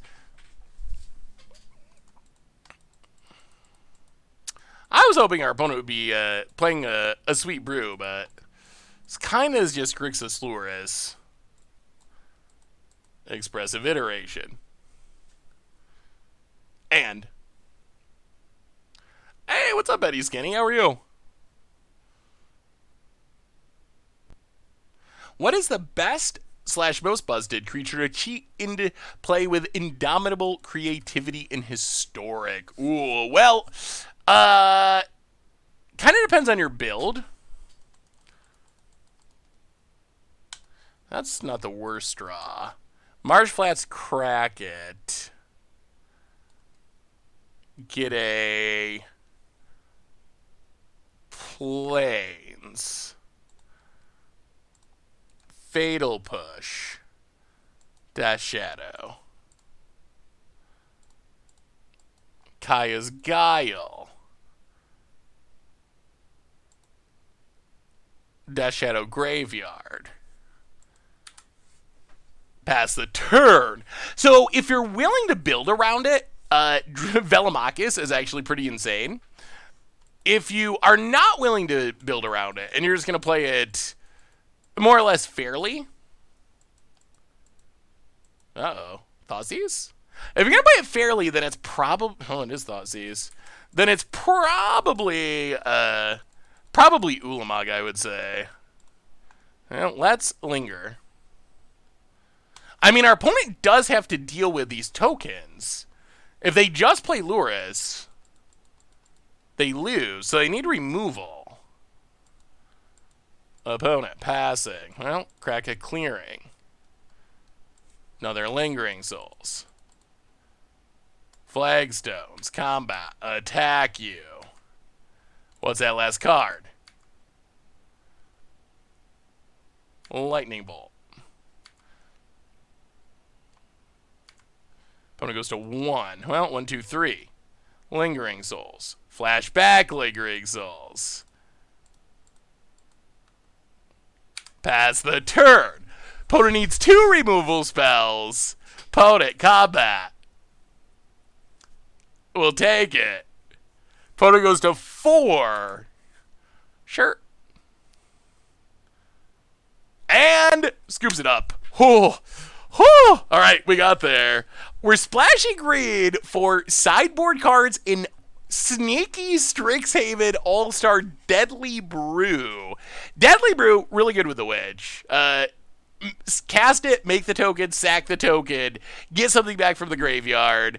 But that's actually the main reason we're splashing. I mean, plus we're modern, so it's easy to splash, but... Hey, what's up, Odyssey? Good to see ya.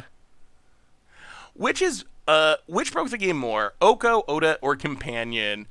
No doubt in my mind it's Companion. Companion, I still really can't comprehend. I still really can't comprehend how that mechanic came to be, in all honesty. So Grixis Luris Dash Shadow. Fulminator Mage out. Sort of Feast and Famine out.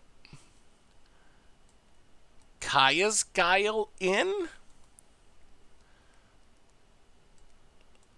Vanishing Verse in. Something like this. Maybe? I mean, Companion... So, okay, Oko is the best Planeswalker of all time, and it was very broken. Once upon a time, I don't know if it's the best anything of all time, but it was free. Wizards should have known better in the print of free spell. Companion, that's not a card having the knobs turned up a little bit too high. That's a mechanic that it just breaks the fundamental rules of the game in such a insane way. Like, it's still... That one still just... I can see how they missed Oko. They actually told us. Like, we tested on our own stuff. They wanted to push it too far, I'm sure, anyway, as a face walker. Or Once Upon a Time. It's an important story card, and we didn't know it would be that good. But how you can make an entire mechanic so broken. The way that the way that the way the companion ended up being just kind of blows my mind. I actually feel like companion is still way too good. Like, I feel like companion is still kind of, so it's gonna rotate from standard, but it's never gonna, like, Loris is never gonna rotate from modern, and you still see it a huge percentage of the time, even with the companion errata to power it down, you still see it constantly. I don't know. Like, I still don't know if I'm happy with where it landed in older formats. I wouldn't be surprised if they tested it with a companion only as a companion, rather than having them be in the deck or one on the side. Yeah, that could be possible. I think. I also sometimes wonder with how sometimes it sounds like the testing is a little casual. Like, I wonder if they considered, like, oh, you can play Lures in a deck that has just, like, hardly any permanents, and that's actually pretty effective. So sometimes I wonder, like, if that got missed. But if companions required you to have as a companion in the sideboard, it might not have been as broken. Oh, if you could only have a companion. So, like, it's a companion or the rest of your sideboard, so, like, your companion would take up all your sideboard slots. Well, that would definitely make them less broken. That might actually be too watered down. Like, I wonder if at that point it's just not even worth it. And it's just not good enough to matter. Alright, there's Luris. I'll play Flagstones.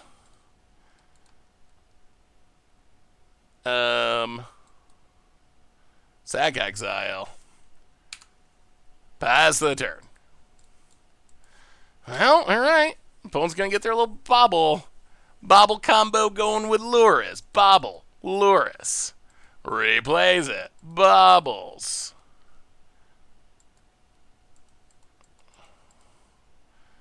I'll play the land.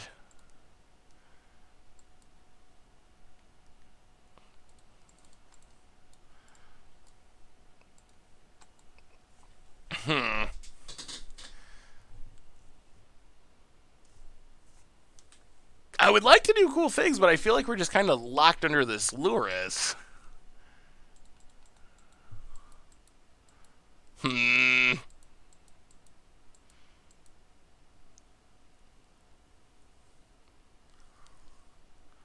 Oh, I see. So you only get one companion no matter what. That would actually make it feel more like Commander, too, which seems like it was part of the goal. You know, Kaya's Guile.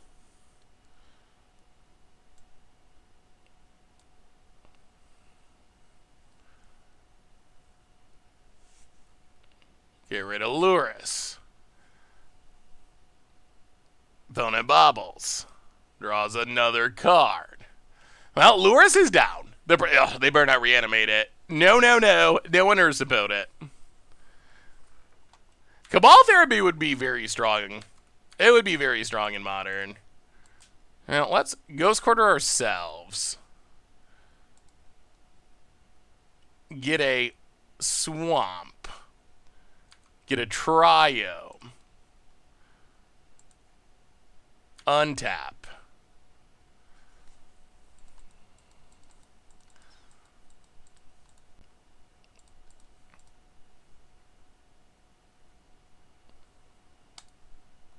Get rid of the Shadow.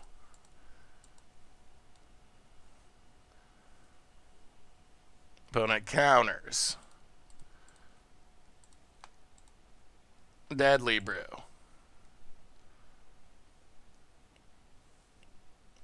Get back Flagstones.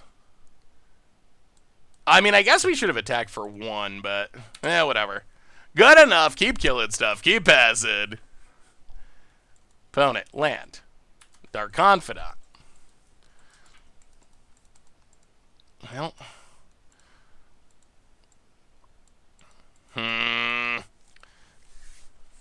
I don't like this possibility of cards being drawn. I don't like that at all. What a weird grindy game. With Old Vorinclex and now Urabrask coming to Historic, do you think we'll get the rest of the Praetors in Historic? That's the real question. So far, we've seen, what, 3 of the commands, but not the 2 best ones? And we've seen 2 Praetors, but not the 3 best ones? 2 best ones? Wait, what am I missing? Alishnorn, Sheoldred, Vorinclex, Urabrask. Oh, Jingataxius. Yeah, I guess Urabrask and Vorinclex are probably they're some of the least powerful ones. See, I'm curious if we're gonna get. Oh, did we see a Tarkus command today? Oh, I must have missed that in all the drama. Well, then I assume we're getting all of them. I don't know what to do here. We can't let this Bob go off, but we're running out of cheap removal. Yeah, I guess we pass. And our opponent's going to get to draw a card? This is like card advantage tribal over there with the Grixis deck.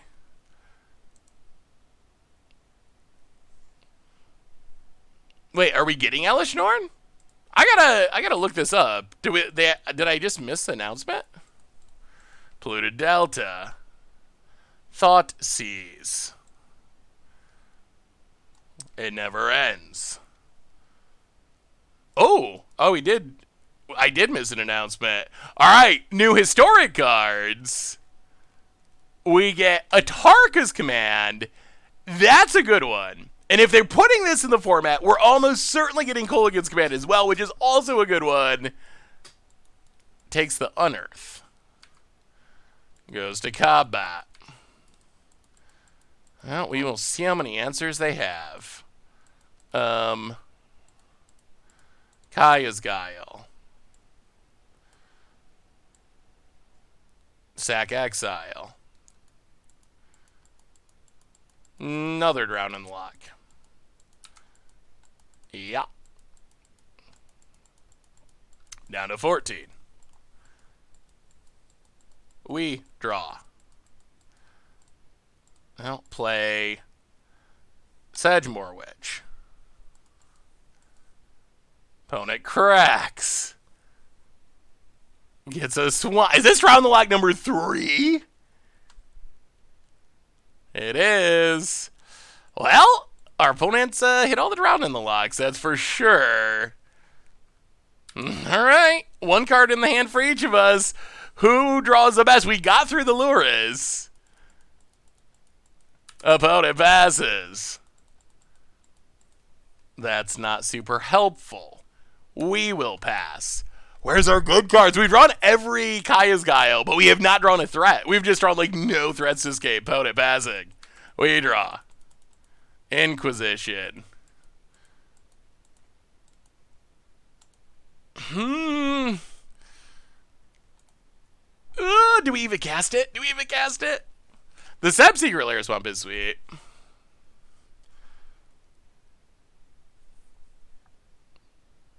Let's pass. Now, this Mars Flats isn't really doing anything for us at the moment.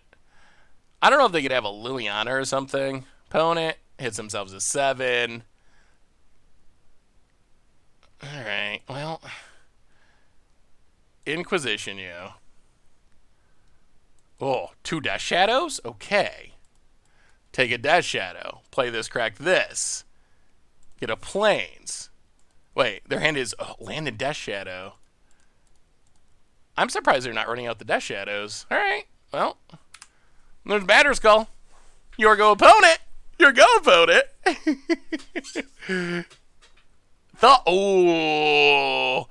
top decks us back with the Thoughtseize and the Death Shadow.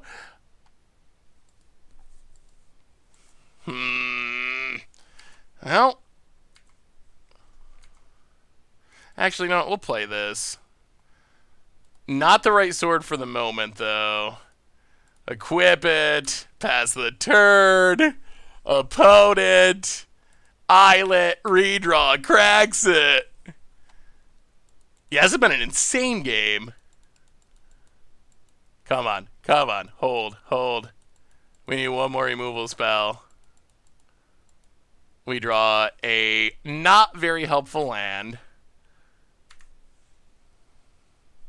Pass the turn. Oh, not like this. Opponent hits a land. Goes to 3.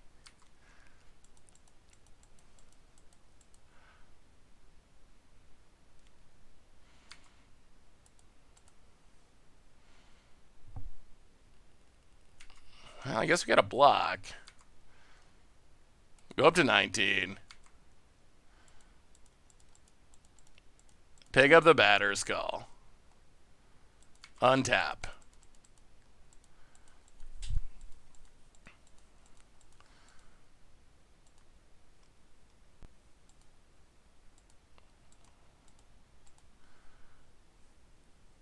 Replay the Batter Skull.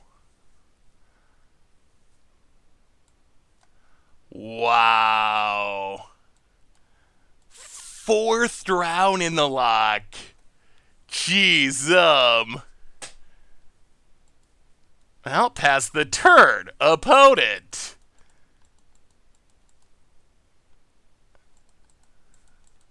Finds a Sprite Dragon. Oh my! Oh. And we whiff. Wow.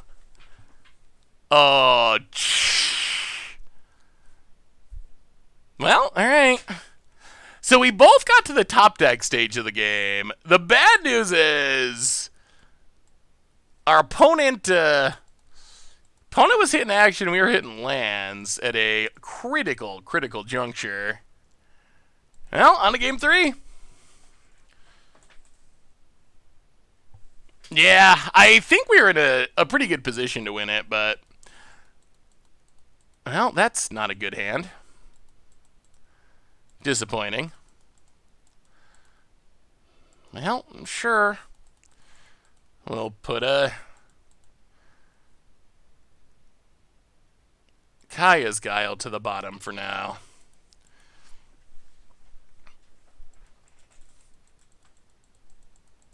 Opponent. I don't think Thrun is very good against Death Shadow. Like, our opponent just has big creatures. So, I'm not sure what a Thrun would actually be able to do for us. I don't feel like very much. Thoughtseize 1. Takes Kaya's Guile. Well, we will Marsh Flats, crack it. Get a Swamp. Stoneforge. Get a Batter Skull. Pass the turn. Land for opponent. Untapped. Sprite Dragon. Hits us. No blocks.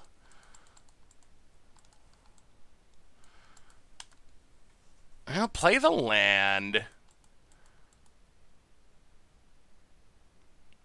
Yeah, I think we just got to put Batter Skull into play. Pass the turn. Opponent untaps. Can we close this out? Opponent. Another Sprite Dragon. Oh, in a bobble. Okay. All right. Sprite Dragon Dreams. Cracks it. Peaks. And a land. Oh, no. No way. Combat. Attacks. Well, it's Batter Skull time. Opponent hits us for 4. We untap. Opponent gets to draw. We thought seize. Take Dark Confidant. Go to combat. Hit ya. Gain 4. Smallpox for the win? Smallpox. Discard Lingering Souls. Sack Stoneforge. Sack a land. Come on. No top decks. No top decks. That was a good Smallpox. Opponent. No way. You gotta be kidding me.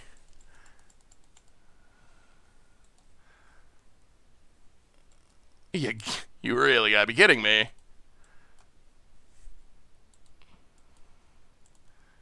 Alright, well. Hey, what's up, Epic Kill? How are you? So, we will pass the turn. Opponent. Draws a land. Cracks a land. Gets a Lurrus. Passes. Well, Urborg. Stoneforge. Get a Sword of Feast and Famine. We're not going to win this. Our opponent just top decked their way to this win. Oh. Oh, that is so incredibly brutal. Opponent. Mumble. Gets to draw an extra card.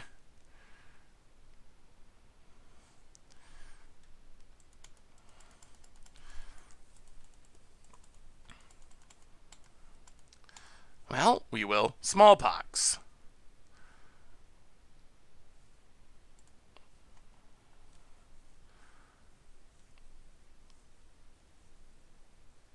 Come on, deck. Come on, deck. Opponent sacks to take a peek. We discard Lingering Souls. We sack Stoneforge.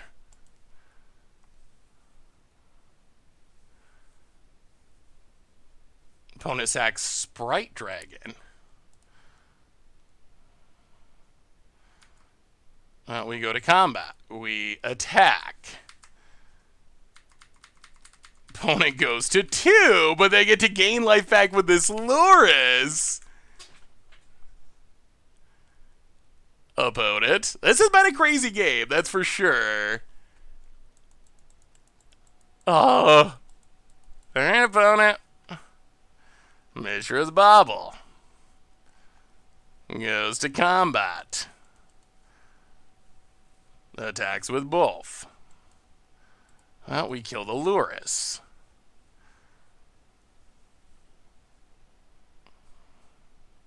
I mean, if they drew like a removal spell, they can kill their Lurrus and we lose. But if we don't kill the Lurrus, I don't know how we ever win. Yeah, alright.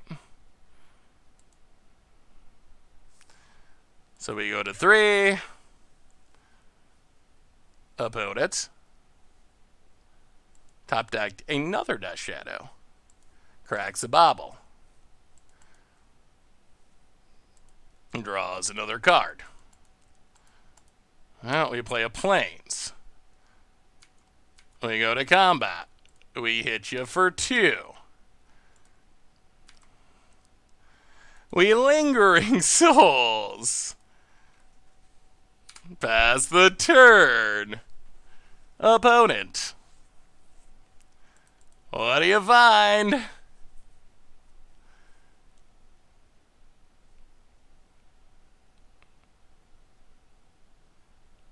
Wow, what a close game. This has been a ridiculously close game.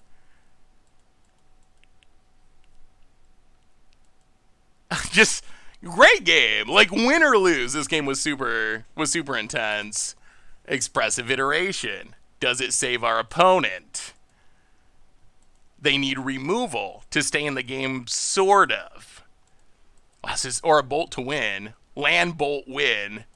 Watery Grave. Plays it. Cracks it. Oh!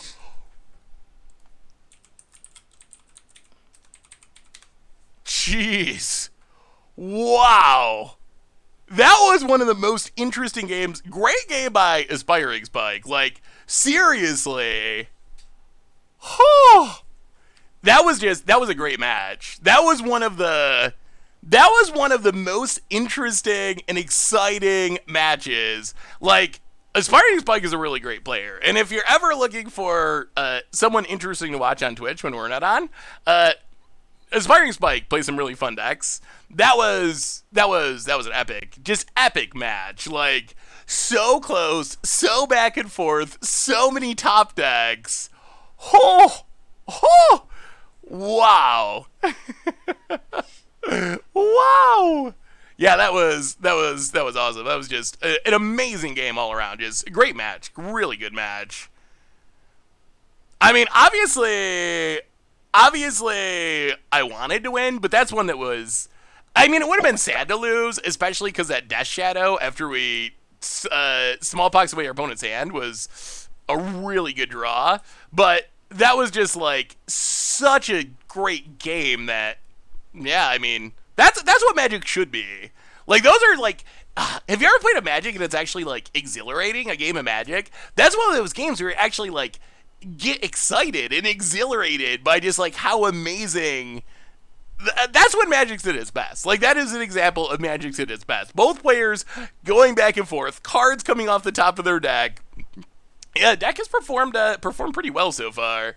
Afro throws. I have not watched Hot Rod yet. Welcome to the Fishbowl. Thank you so much for your subscription. Big super cheer for you. Thank you. What is Hot Rod good? Like, is that something I should actually watch? What? I'm gonna look it up right now. Actually, I'm curious. So when I heard the name Hot Rod, I assumed it was like a Will Ferrell auto racing movie. Is that what it is? Self-proclaimed stuntman, profaning jump for his life, cleared 15 bucks to raise money for his abusive stepfather, Frank's. Oh, I don't know. That seems like it could be funny. It's a good stash.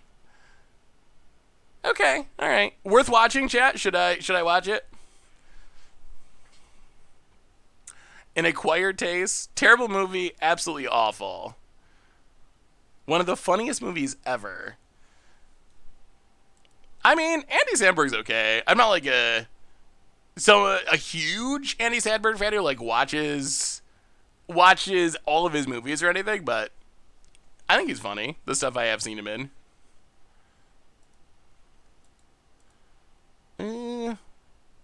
Oh, that's a witch hand. Man, it would be sweet if we closed this out with a 5-0. Oh no, Rosie! I know this name. Rosie54 is the only person that I know of that has multiple 5-0s with Cat Tribal in Modern.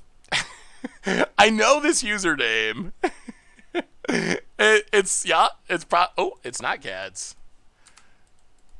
Mono red cats. I like the nice white bordered land. Well, let's see what's going on over there. Oh, Boros land destruction.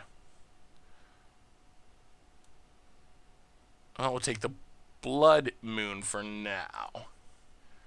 All right. Witch time, almost. It looks like Boros prison. Boros Manitize shenanigans. Yeah, we gotta take.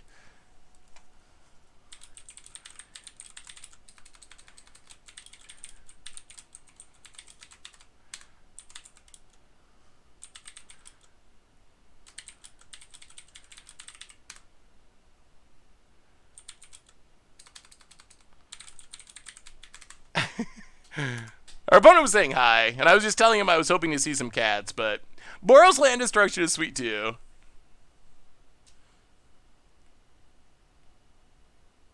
Wait, what do I say for now about?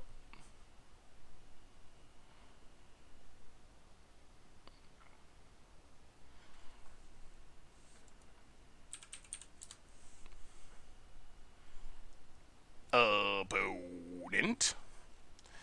Sure. Ramping, drawing cards, shenanigans. Who would have thought Cleansing Wildfire would be so good. Well, we will Inquisition you. Take your... We're gonna have to play off curve because of Mana Tithe, aren't we? Take your Lightning Bolt. Temple Garden untapped. We are! We're gonna have to play off curve because of Mana Tithe. Take the Chandra. Sodrak! Welcome to the Fishbowl. Thank you so much for your subscription. Well, for once, we will be expecting the Mana Tithe. Big super cheer for our new subscriber. Oh, don't blow up our lands. Oh, this might be bad.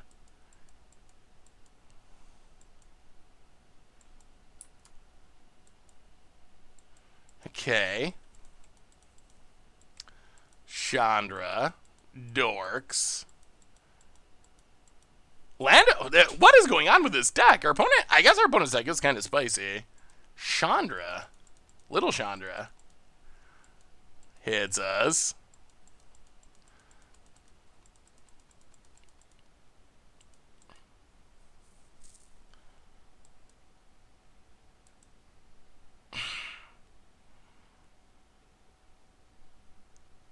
Well, yeah. Shock away. Lingering Souls. Get a Mana Tithe. Pass the turn. Yeah, Mana Tithe's great here. So good. That's a Mana Tithe power. I mean, I can respect a good Mana Tithe, and that is a good Mana Tithe. What do you think about Utopia Sprawl in Modern, chat? I was thinking about this today. Like, if they're going to ban... Oh, also, I forgot to do our midstream reminder. A quick reminder that our awesome sponsor today is Card Kingdom.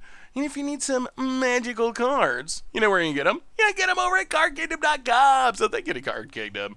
Opponent's going to Wildfire us, draw a card. We will get a Plains.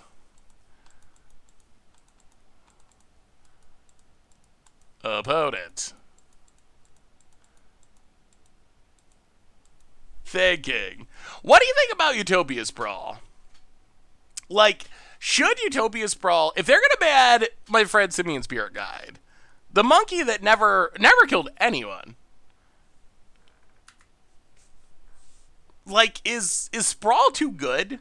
Like, what's the cutoff for fast mana, quote unquote? Well, no, like, I'm kind of curious what the cutoff. Like, what is the cutoff? When is fast mana too good, and when is it acceptable? Simian Spirit Guide is way more broken than Utopia Sprawl? I don't know about that. I think I would probably disagree with that. Well, Marsh Flats. Crack. Oh, we don't need to crack it. Sedgemoor Witch. Inquisition. Pest. Oh, Lightning Helix. Chandra. Alright, so we get a Witch. Our opponent can flash back their Lightning Helix to kill it. We'll draw a way to get it back eventually. Soon. Very soon. I don't know. It feels like it's becoming more and more popular.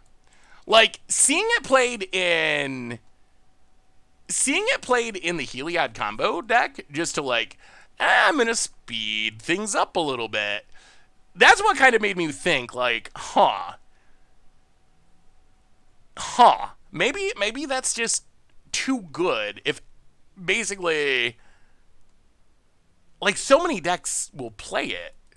I don't know. You gotta be in green, I guess, which is something, but yeah.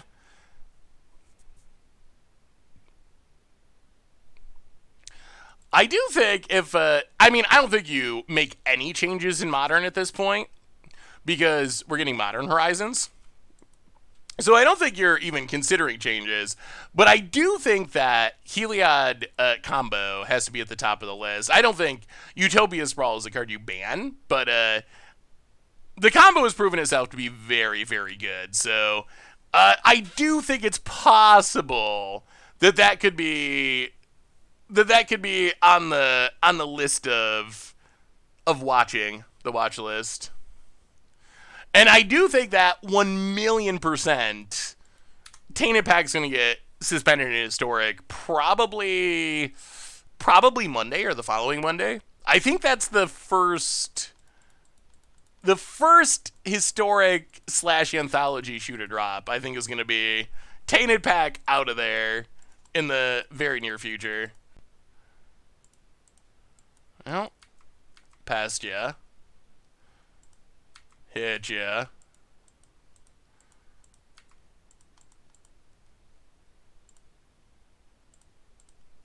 Stoneforge.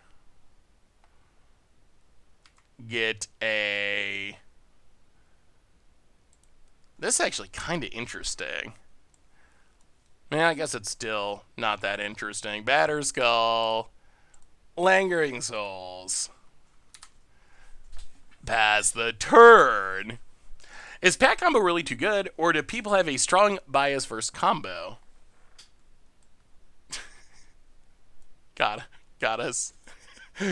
Rosie's pulling up their mana tithe calculator. I think the pack combo is actually too good. If you look at well, I mean, we'll see this league weekend. I guess we'll maybe further confirm that suspicion, but if you look at the most recent tournaments, I think it is the best thing going by a pretty significant margin. Do you think that Counterspell could change cat combo? I actually don't think that Counterspell is impactful to Modern at all. I really don't. I think that it's like it'll be played, and I'm glad it's being reprinted, but I do not think there's a single case where a deck is going to exist that didn't exist before just because of Counterspell. If there is one, I want to see this. This is the deck I want to see. I don't know if this is gonna work, but this is what I wanna do. I want to bring back Mono Blue Control. I don't know if you remember this deck. We played this deck years ago, and it's so hilarious. But picture this. You can play a curve of Counterspell. So you play 4 Counterspells into Archmage Charm. 4 Archmage Charms. Of course. I think this deck looks like it'd be sweet. I don't know if it's fast enough. That's my worry. So you get 4 Archmage Charms. Then you get 4 Cryptic Commands. Like this is the foundation. 4 Cryptic Commands. Are we timing out sideboarding? Not quite. We're good. We can build a deck real quick. We got time. Vidalcan Shackles. Oh, Vidalcan Shackles. I love me some Vidalcan Shackles. Probably some Serum Visions and Ops, I would say. Some Force Negations.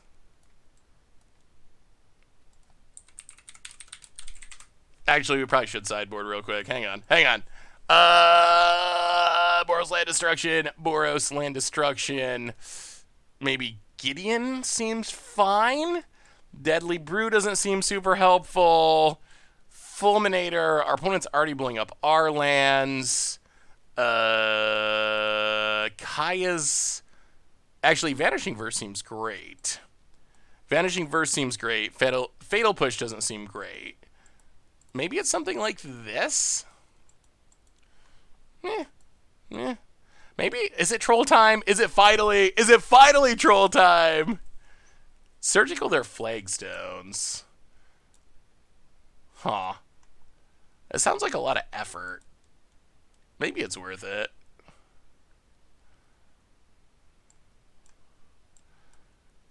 I mean, I don't think we want Feast and Famine anyway, so We'll bring in a surgical. We'll try one. Let's try it like that. Anyway, back to Breaking Modern. So throw some ops in there. Throw Force Negation in there. What's the finisher though? That's the question. What's the finisher? And are there other good ways of dealing with stuff on the battlefield? That was kind of like pity play, I think. We're playing Thrawn out of pity since we hadn't played it. Couple of Jaces. Tarantula Gearhulk.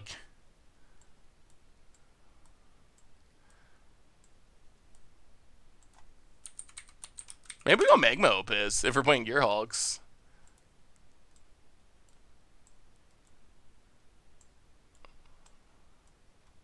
Oh, we don't have Snapcaster. We don't have Snapcaster. We need Snapcaster. Another way to deal with creatures could be... Well, I guess Cryptic does it. Charm does it to some creatures.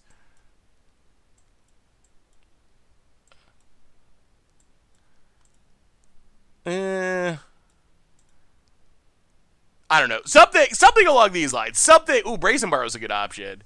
Something like this. Something along these lines. I do really like the curve of Counterspell into Archmage Charm into Cryptic Command, into like Snapcaster your Archmage Charm, into Torrential Gearhulk your Cryptic Command. Like, that sounds ridiculously obnoxious to play against. Like, that sounds so incredibly brutal. Ooh, Stoneforge Tribal. We will keep. Well, all right. Let's dodge land destruction. Open some treasure chests. Opponent. Needle Spires passes. Marshlands. Go.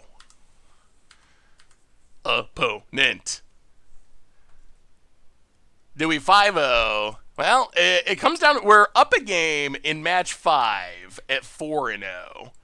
So, I guess we're going to find out shortly. Marsh Flats. Triome.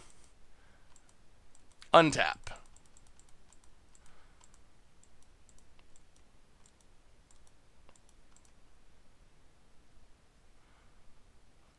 Play Flagstones. Stoneforge.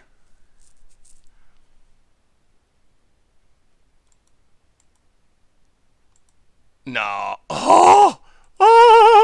We've gotten manatized so many times this match. That's 3 in one match. Cascaded Cataracts. So many.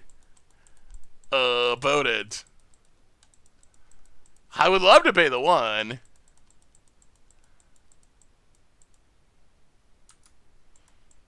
Doing their thing.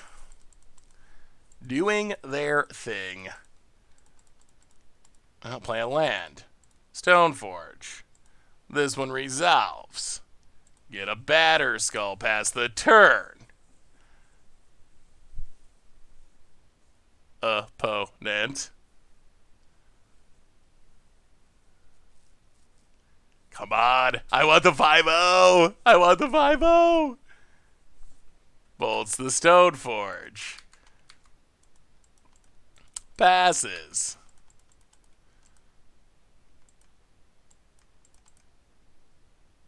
I'll play the Plains. Stoneforge. Get the Sword of Fire and Ice. We could use a Lingering Souls. Lingering Souls would be great. Opponent. Untaps. And... oh, we're going to get Stone 4. We are. That's big. That's real big. Godless Shrine untapped. I can feel the 5-0 dream.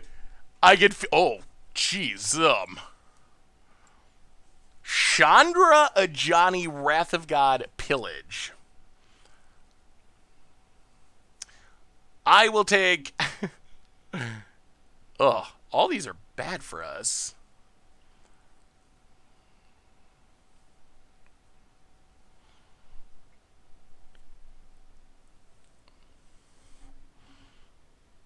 Yeah, I guess it's got to be Pillage.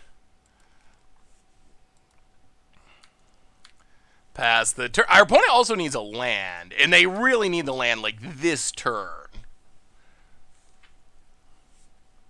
Opponent.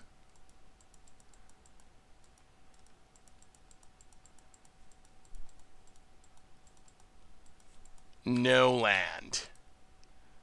Well, Stoneforge. Batterskull.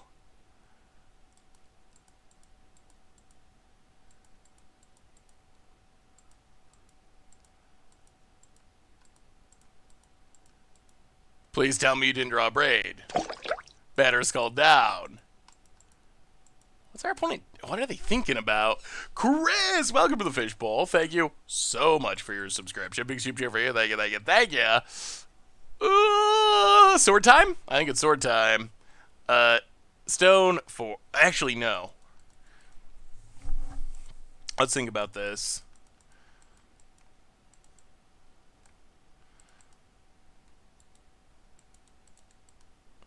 I mean, Smallpox, the problem is, if our opponent drew a removal spell, we get really blown out. Really, really, really blown out. We lose our Batterskull and our Stoneforge.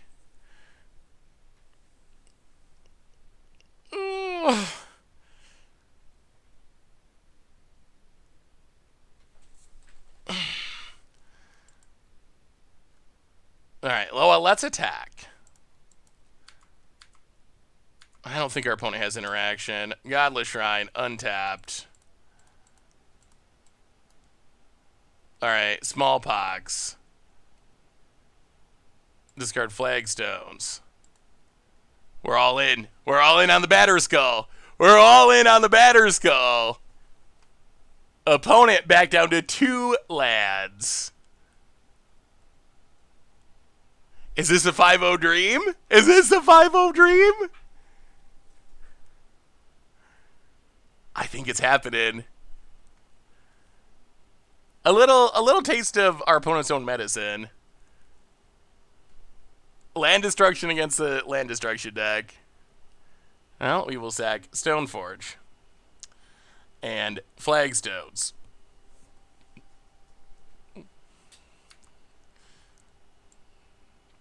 We will get a Temple Garden. Tapped. Sword of Fire and Ice. Go. Alright, opponent. Don't draw an answer. Don't draw an answer to a worm. About it. Blue Cheese for the 39th month. Welcome to the Fishbowl. Thank you so much for your subscription. Big super cheer for you. Thank you, thank you, thank you. Opponent passes. I mean, Sword on Germ, 2-turn clock. 2-turn clock. The kids might be feasted tonight because of the witch. We got the GGs. We got the GGs. That's a 5-0. That's a 5-0. That's a lot of treasure chests. All right. Wow. Somehow we were like half paying attention, talking about organized play, and cruise to a 5-0 with Smallpox and witches, and the kids are eating, and the chests are full, and we got a bunch of qualifier points to qualify us for something that probably doesn't exist, but we get to crack 11. We get to crack open 11 treasure chests, so, I mean, of course we're cracking them. Who could say no? Let's get that complete set. Oh, wow, that went so well.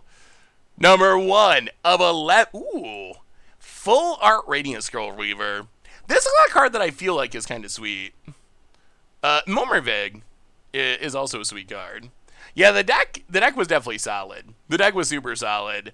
I don't know. Yeah, I mean, it just felt really good. It felt really good all around. And it was fun, and it was competitive. Ugh.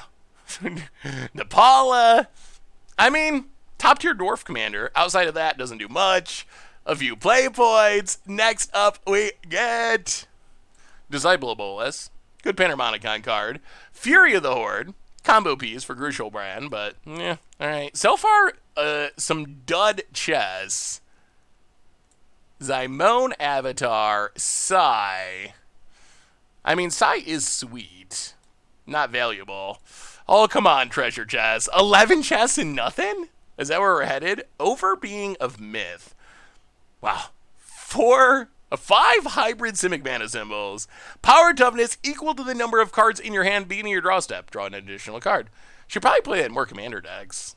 I do like drawing additional cards. That is probably the best text in Magic. Perplexing Test.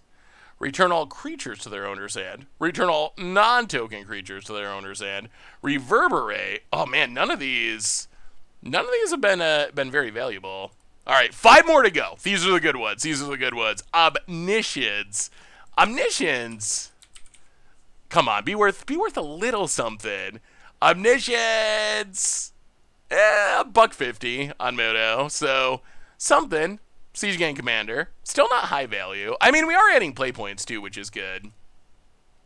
Renegade Doppelganger. Not valuable or good. Rise of Eldrazi, good set though. Spellbreaker Behemoth.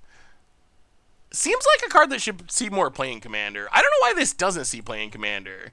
I mean, 4 mana, 5/5. Can't be countered. Makes creatures with power 5 or greater can't be countered. Does it see play? And I just never... Why do I never play this card? Spellbreaker... I mean, I feel like any sort of big Gruul deck would want this. Did people actually play it and I just missed it?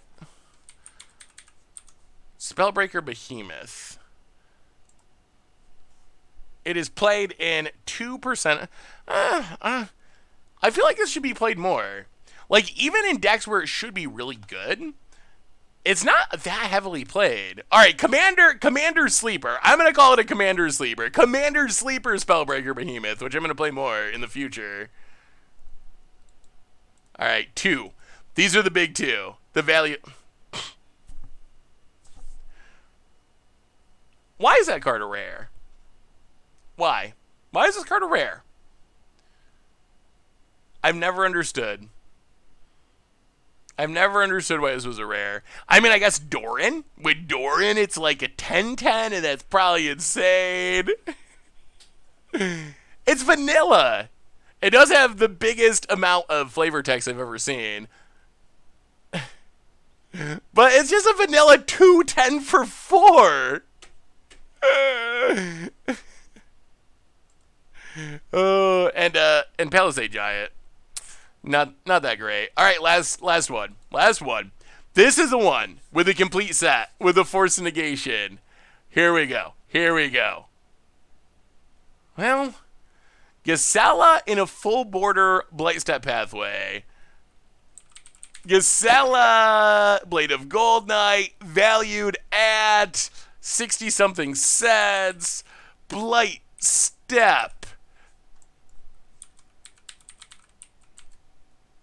Blightstep Pathway, borderless, Cubs in at, like $1.50, I think. Oh, even 10 cents? No. Oh, it's I don't even know. Oh, okay, $2. Non-foil's $2. Foil's like 10 cents. Schnapps, welcome to the Fishbowl. Thank you so much for your subscription. Big super cheer for you. Well, our treasure chests weren't good. They were actually pretty pathetic. However, our deck was spectacular. Our deck was about as good as it could possibly get. 5-0. We started off not losing a match, not losing a game in our first 3 matches. We just cruised right through, and then we played the absurd match against Aspiring Spike, who you should still check out once in a while. And then we scraped it out against the Prison deck at the end to get the 5-0. We need to open more chests. All right. I don't think we have a. I don't think we'll have enough time to do another league, so let's open more chests. I mean, those ones were so bad that these ones got to be good, right? That's how gambling works. Like, if you lose a bunch, that means you're getting closer to winning. we can probably. So I think the plan is, I don't think we'll have time to do another league. We'll probably have to wait on the other deck. If I with my list, is it your list? Whose name is on this list? Bench Summer. Oh yeah, I did bench Summer. It actually kind of crushed it. We played an absurd game against Aspiring Spike. That one was close. That one could have went either way. Otherwise, it actually wasn't very close. We kind of just straight up crush people. All right. So we'll open a few more chests. So here's the plan. We're going to let's open 20 chests because we're due. We're due. This is where the money is. So we're going to open 20 treasure chests. And then, since we don't have time for a league, I will accept a Momir challenge. It has been a long time since we've done Momir. If Momir's not your thing, I understand if you want to go watch someone else. I know it's an acquired taste, but it's kind of a tradition that we haven't got to do in a long time. All right, here we go. 20 treasure chests. Get hyped. And then a game of Momir to wrap up the stream. Here we go. 20. We get. This is where the money is. Midnight Banshee. 0 cents. 10 play points, though. I guess. Let's pull up our play points. So we have 681 right now. So we had 671 going into it. Northern Vanguard. Oh, my God. Brass's Bounty. Sweet but bad. Savage Meeting. Sweet but also pretty bad. Welcome to the Fishbowl. Thank you so much for your subscription. Big super cheer for you. Thank you. We get a Detrivore. 15 play points. So far, $0. We spent 49 ticks on the 49 bucks. Elvish Piper. Fractal Harness. Fractal Harness, is that worth anything because it's a commander card? Maybe. Yeah, it's like a buck 61. So somehow our best card, Death Baron. Sweet Zombie Lord. Not a valuable Zombie Lord. Okay, come on. Something big. Reverse the Sands. I kind of want to play this. I kind of want to play this in Commander as a troll. Wait, this is legal. This isn't banned. Yeah, I kind of feel like I want to play that as a troll card in Commander. A Crowan War has proven itself to be great in Standard. Ugh, but not valuable. Seize the Soul. 4 mana instant, destroy a non-white, non-black creature. Make a 1/1 spirit with flying. Haunt, when the creature that it haunts dies. Destroy a non-black, non-white creature. That's a weird and very limited removal spell. Reverse the Sands was mind-blowing when it was first spoiled.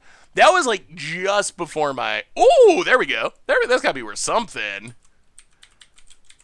Blood Moon. 8th edition. All right, $4.63. So our best card so far. Not a complete Setters of the Insane, but still, that's a good card. A Horrible Dean with Extended Border. A Languish. Pioneer playable, I guess, if Pioneer is played. Oh, Vampire Nocturnus. One of my all-time favorite lords. We've had some good Vampire Nocturnus budget decks. Bounty of Might. This is a card that should come to Historic. I want to see some Vampire Nocturnus action in Historic. Elvish Pipe. There's so many possible hits. How are we hitting 2 Elvish Pipers in these treasure chests? How? Elementalist Palette. Ib. Hilarious card. Elementalist Palette probably worth a little bit. Man, these have not been good so far. A couple of ticks. So far, I think we lost a lot of ticks doing this. All right, 25 play points. Flame Scroll Celebrant hasn't really caught on yet, but is a sweet card. 7 more to go. We need some money. We need some money, or we just lost like 40 ticks for nothing. Lorwyn Giant Lord, Tidebinder Mage. Oh, Title of Eternal Fire. Oh no. Oh, these are the duds. These are so bad. Sacred Foundry. Chromatic Lantern. The only problem is Sacred Foundry is ridiculously cheap on Moto. I'm pretty sure. Sacred Foundry. I don't know, what version is this? Moto Promo? Well, either way, it's like $1. It's like $1. We have a new donation from Moon Render. Just listen to the latest Commander Clash podcast. How is Tomer so wrong about Onto Inversion? Congrats on the league. I don't understand how he does not get the power of Onto Inversion. Thank you so much for the donation. That will help pay for this treasure chest snafu. Thank you so much. Yeah, I don't really understand how he underrates it so much. Biden of Thassa, good commander, card Red Sun Zenith, 5 play points. We're running out of chances. Slitherwisp, at least that's 35 play points. All right, I don't even want to look. We need this to be really good.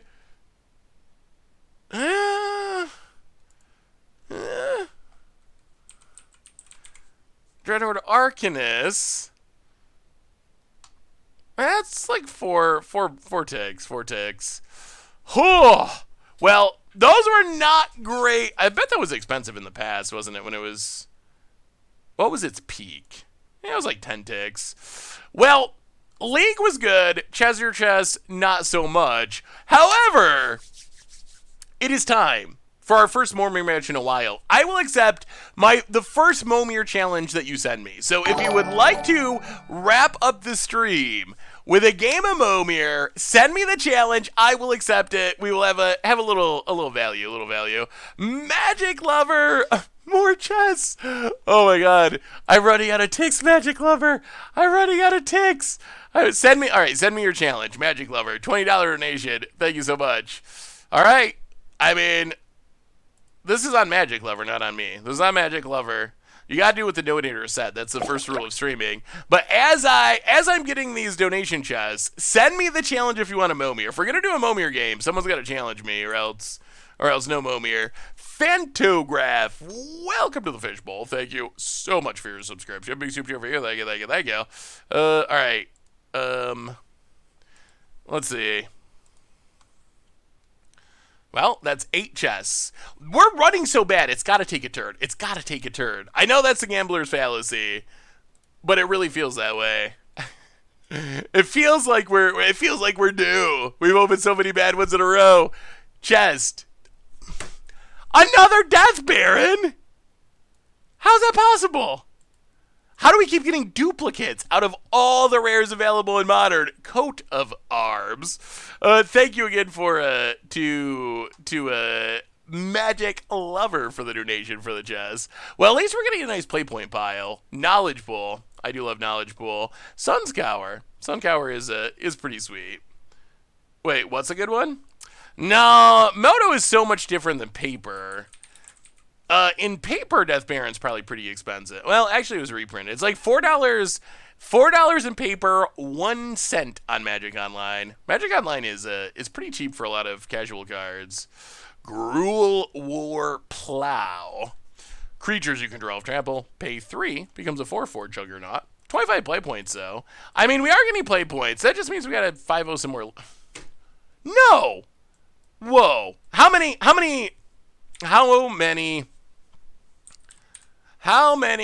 rares are in Modern MTG? I'm actually curious. Does anyone know? I gotta calculate this. I gotta pull up the calculator. I think we gotta calculate this. I mean, I don't think calculating is the way to do it, but sample size 2,000. 1 success. 2 32. I don't think this math is anywhere near right, but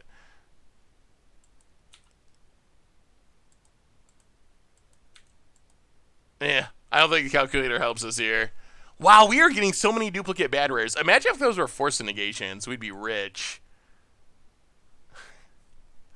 Wizards trolling us with against odds cards who are weirding. Oh, Mindbreak Trap. Probably worth a penny or two because of Legacy. Mindbreak Trap comes in at, well, 11 ticks. That's our big winner. That is actually That is by far the best card we've opened so far, and it locks it on Life Channer. We have a new donation from McCary, $20 donation. Packwood Seth with Power Creep. I've been noticing a lot of new cards in Modern. I was going back through a lot of older deck lists. I was going back through a lot of older deck lists. My Modern database and nostalgia hit me for cards that don't really see play anymore, so I thought I'd pay respects to them. Oh, McCary with another donation, $50 donation. All right, so this is a list of nostalgic cards from McCary. Quasali Pride Mage. I do like Quasali Pride Mage. Wild Nikotl, Electrolyze, Malira. Yeah, Malira just got pushed out of the combo because there's better ways of doing it now. Kitchen Finks, I still see Finks a little bit. Nivmagus Elemental might be on the comeback thanks to Clever Impersonator. I've seen some Nivmagus lists. Restoration Angel, I do love Restoration Angel. Melstrapult, too much good removal, sometimes shows up in small numbers. Lavinia, used to be a staple, gone. Spellskite, also pretty much gone. Obstinate Baloth, I don't know what happened to Baloth, honestly. I guess there's just more options to do that. Jun Charm, yeah, that one's gone. Grim Lavamancer, occasionally see it. Eternal Witness, we played against Eternal Command today, actually. So it shows up on occasion. Slaughter Gapes, Geist of Satraft, Voice of Resurgence, Scavenge Use, Vidalca Shackles. We were just brewing a Shackles deck. Sword of War Peace, Kataki's War Wage, Johnny Veget, Liliana the Last Hope, Threads of Disloyalty, Elspeth Knife Errant, and finally, Fulminator Mage, All-Star, Flawless Victory Giver, Bad Treasure Chest Granter Fulminator Mage, and Shrine of Burning Rage, with another $5 donation. That's all I can think of off the top of my head, but I'm sure there are many more. RIP. Well, McCary, I'm sure there are many more too, and thank you for the donations. And that is a solid list of nostalgic cards. Timmy the Badfish, welcome to the Fishbowl. I miss a lot of those too, although some of them show up on occasion. Thank you so much for your subscription. Big super cheer for you. Last one, last chest, crack it open. Elspeth Terrell. Do we have any nostalgia for Elspeth Terrell or Evolution Vat? Well, those were duds. Those were dud chests, just duds all around. Oh. Well, what did we learn tonight? So I think we're probably no Momir after all. We'll have to set up some Momir for the future. Oh, I did want to let you know though, chat. I did want to let you know something before we wrap it up tonight and raid someone.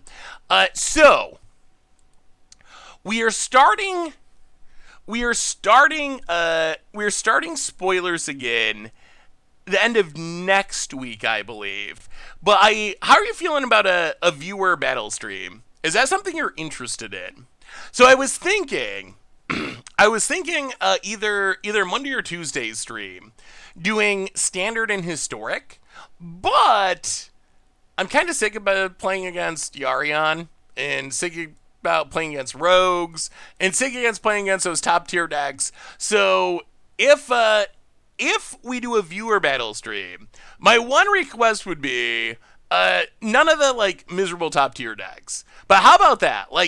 I'll play some janky decks. You can bring some janky decks, and on how do you send a direct challenge?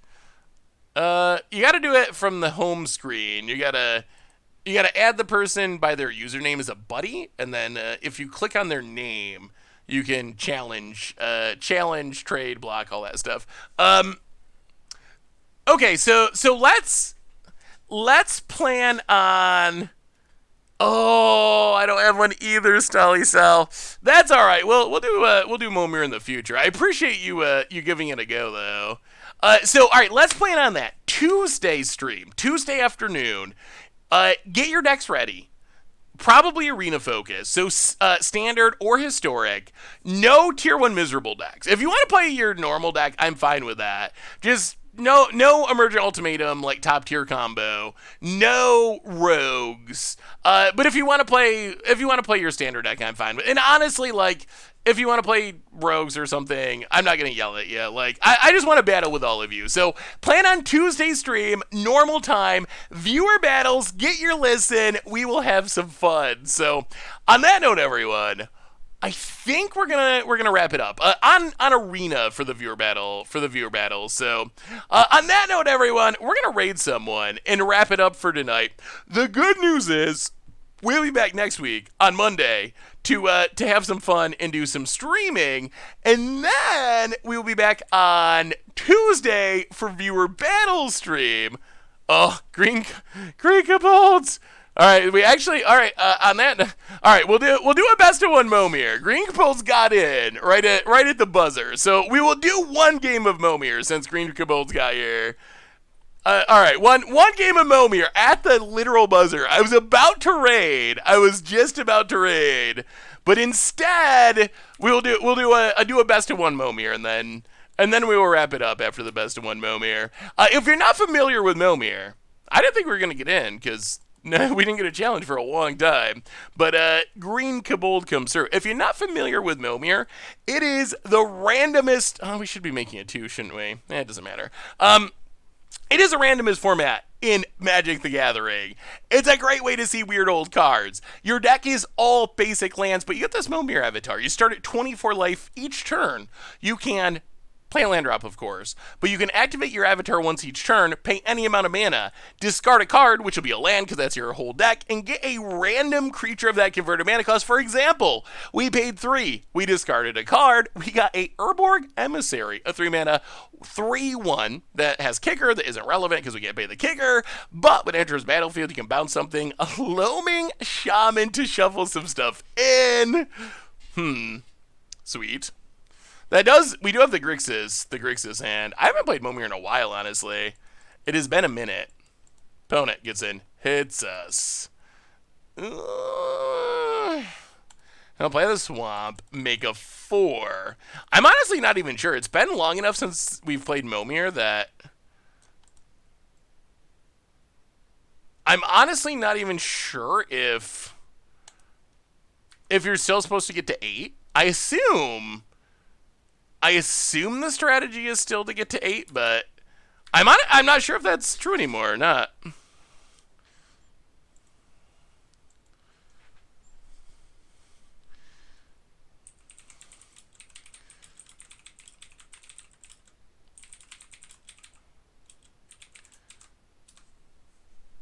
Oh, opponent's gonna make a 4-drop.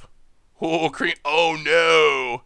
Oh, that's actually really bad. Cremator's sweet. I love the Cremator deck in Modern. That'd be a fun one to revisit sometime.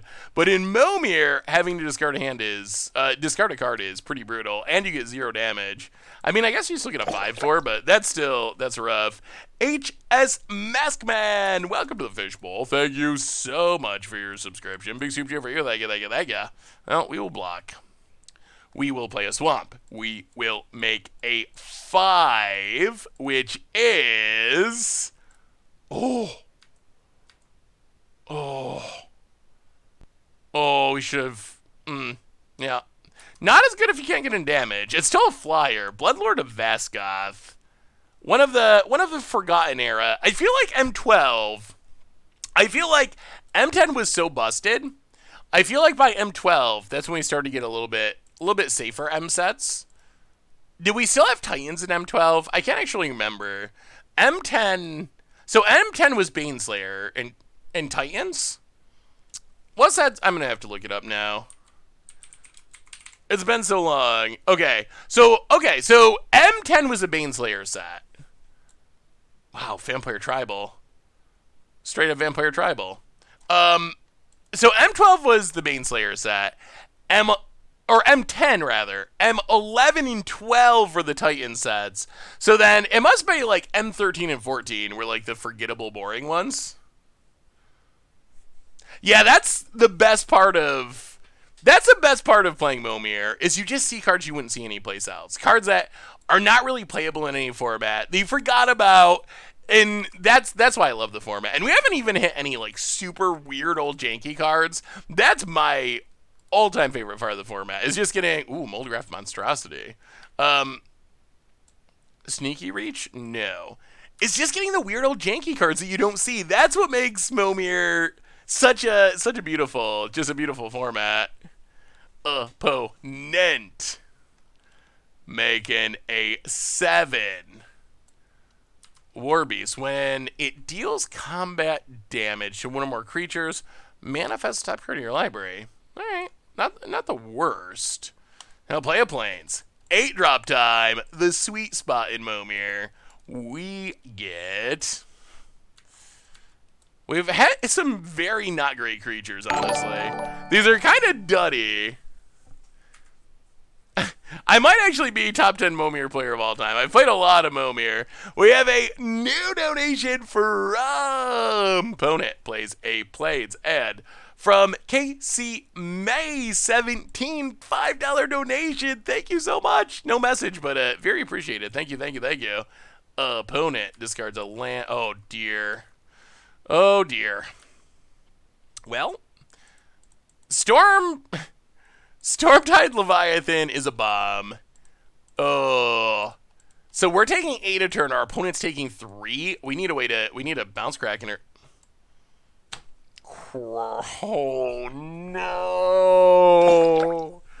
Oh no. A Crow and Legionnaire. It's so bad. This is like one of the worst possible hits in Momir. Ophidian, handing out gift subs to Nordu, Rivna, Delaying Shield, Naproxipa, and Brixie. Welcome to the fishbowl. Thank you. So now we're just fully locked. We can't attack. We can't attack. Big super cheer for you. Thank you. Thank you. Thank you. So we need to hit removal. Like attacking is not an option. So we're taking 8. We have 2 turns to hit removal. This is keeping us from attacking with non-flyers. This is keeping us from attacking with everything because it is... Why did I make... What was this? Was anyone playing at the time? Was anyone playing when this was actually... Like, what was the reaction of this card when it was printed? That predates my Magic time. Like, was a Crow and Legionnaire like, whoa, 8 power, because creatures were so bad back then? It's a control finisher. You just play it with no creatures, and it's your control finisher. Or...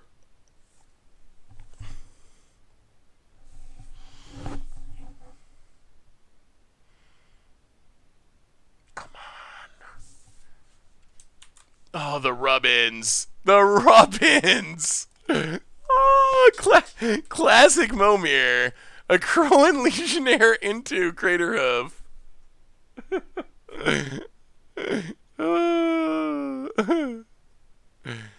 Oh, yeah. I mean, Crater Hoof's great. Crater Hoof is one of the single, like, best things you can hit in Momir, but not tonight. Not with the Legionnaire out. Oh, no. Oh, no. Yeah, well, I guess we gotta hit a Shriekmaw. I guess it's gotta be Shriekmaw right now, or we're immediately dead. And even if we hit Shriekmaw, we're probably still dead. Opponent hits us. Down to 6. Well, Shriekmaw, come on, Shriekmaw. Bellowing Tangleworm. Well, I think Green Cabal got us. Well, I guess we might as well finish. We might as well finish Green Cabal. I mean, you did just kind of beat me down, and I got really unlucky. So I feel like I guess we got to finish the match now. No, well, it makes everything into islands. That's actually an insane card. It turns all lands into islands and gives everything island walk, but makes it so only creatures with flying and island walk can... Or no, it turns everything into islands. It turns all lands into islands, but makes it so only creatures with island walk and flying can attack. So it can attack, flyers can attack, but that's it. I think we can go on the level up strategy. Build a Sarah Angel. Knight of Cliffhaven style. Do you think we'll ever see level up return? Level up's like kind of a sweet mechanic. Ooh. Hasty Sliver. I mean, level up was never a competitive mechanic, but I feel like it could return. It's flavorful. Does it make sense for the D&D set? Oh, chat, speaking of the D&D set, what do you think about, like, does What does this do? Put a counter on up to 2 merfolk. Does content that's like explaining D&D lore for Magic players interest you at all? This would not be content that I would be doing because I know very little about D&D. But ooh. Well, guess what? Guess what? You never cast a spell in Momir. You never cast a spell in Momir. Oh, this is gonna be good. This ambusher is gonna be real good. Oh, yeah, that's very powerful. Yeah, this just makes a token, so we're not actually casting anything. Bladed Sentinel. I remember playing this in limited. We are going to make so I think our plan is make a 5, and then we'll skip 6 and double level up. Oh, that's flying too. Oh, this is going very well. This is like the opposite of last game, where I feel like we're actually pretty far ahead at the moment. We're getting free wolves for days. I know a lot about D&D. I would enjoy content like that, but I don't know about someone who hasn't played D&D. Yeah, that's what I was like. That's what I was wondering. I don't know if I would be in. I don't think I would be super interested in it. I don't know if there's a way to connect it to Magic, maybe. Oh, this takes. Oh, that's way too many levels. 2 damage to opponent and each creature they control. Sure. Well, get in there, Mega Wolf. Hit ya. Pass the turn. The Witchpox deck was great on Blog Square. We ended up going 5-0. Cruised through our first 3 matches, and played an absurd 4th match against Aspiring Spike, and then finished off with a 5-0. So the deck, it actually felt very, very good. Huh. Well, stick to the plan. Play the land, play the swamp. So this was so 2. Oh wow, that's ridiculously inefficient. Wait. 3 to level up. We did it 4 times. 2 to cast. 14 mana Sarah Angel. I'm pretty sure this is a 14 mana Sarah Angel that we're looking at. A 14 mana Sarah Angel. Yeah, the only match that was actually close was the one against the Grixis Luris deck. And that match was great. That match was insane. Insane. Well, gotta make the sporting 7. That's a unwritten rule of Momir. If you're about to win, you gotta make a 7. The Magic Gods might want you to phage and lose. And about it. Alright, it all comes down to this. Can the win streak continue in Momir? I mean, D&D is really the genesis for game design and fantasy. The flavor should be great. I think the D&D set's going to be good. Hey, see you, Stally South. Thanks for hanging out. See you on Monday. All right, we will keep. All right, Green Kobold. Here we go. Wait. All right. We will mountain. And you know what? Let's go on the risky 1-drop strategy. I think this is generally not the correct strategy, but you could hit a favorite Hoplite. Look up the history of Magic and be amazed how close it is to D&D. Yeah, someone said, I don't know is this true? Someone said that Magic was created to be played between games of D&D. Is there actually like that strong of a connection? Put target creature from a graveyard. Yeah. Not very good. Now let's make it 3. Get a leapfrog. Also not very good. Goblin Guide is not thrilling as a 1-drop in Momir. Oh no, Goblin Guide. I don't know if I would attack with a Goblin Guide in Momir. I think if I got a Goblin Guide, I would probably just leave it back. Ooh. Well, So long, Leapfrog. The Frost Wielder's coming. Well, 4-drop. Please don't have 1 toughness. Ooh. Rumbling Slum. Rumbling Slum's got some decent stats. 4 mana, 5 beginning your upkeep, 1 damage to each player. I think our opponent should have left that back and pinged it, but that's fine.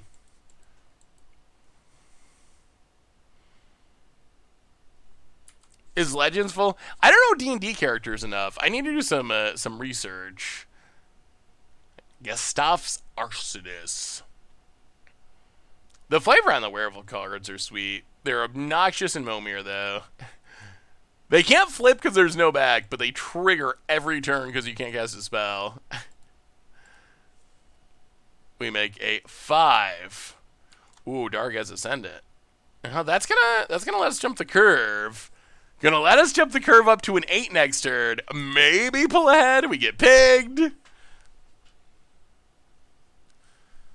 Look up Tiamat. Tiamat. Tiamat. Tiamat. Look up Tiamat and Bahamut. Bahamut. Like a stray dog from the Bahamas.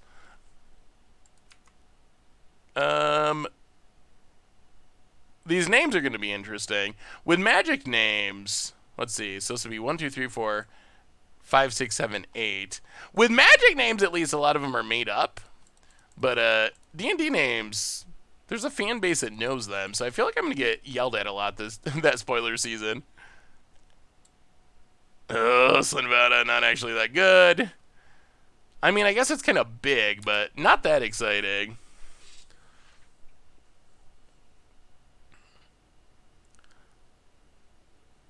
Bahama?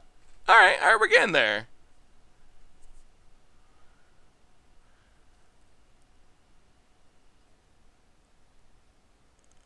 Hey, what's up, Atomic Vecbot? Good to have ya. Yeah, I guess that's true. They are also made up, but there's a long amount of history to them. Like, when they print a new magic card, I don't know, no one knows the name. They just made up a new word or a new name and put it on a magic card. So people can't get that mad, but when it's like, oh, this is the most iconic dragon in D&D's history, and people have been loving it and talking about it for 20 years or whatever, however long, that's a little different as far as the amount of anger that you get. Well, now I think we're reaching the classic Momir standoff where everyone's got big creatures. No one can really force through a ton of damage. What's making this game interesting is Rumbling Slum is pinging everyone, and this Frost Wielder is pinging. So even though we can't actually get in attacks, damage is being dealt. Tiamat. Bahamut. Wow, I actually kind of nailed Bahamut, didn't I?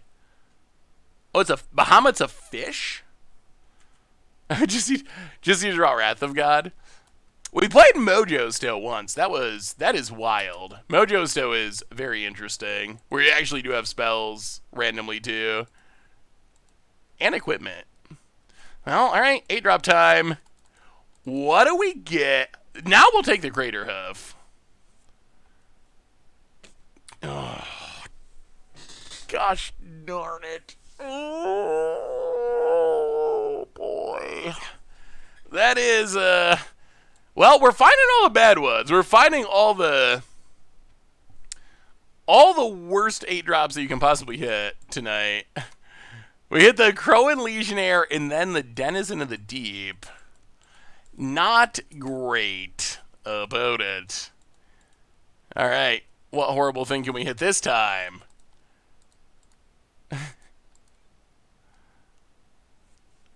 It's so funny how much Magic is developed. Like, this is 8/8 for an 11/11, but you need to bounce every other creature that you control. So a huge drawback. That's what an old card looks like. This is a new common. Common. Just a random common. 8 mana 9/9. So not quite as big, but it's a common and this is a rare and you don't gotta bounce your team. Denizen of the Deep, would it be a common now? It'd probably be a common.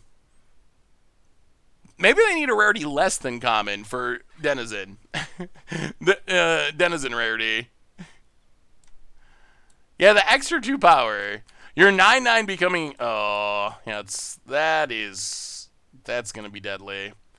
This card is pretty bonkers. It's 8 mana, which is a lot, but wow, if you ever get that card on the battlefield in a commander game, you should just win. Or a Momir game for that matter. Well, spin it to win it. Hoof Daddy? Oh,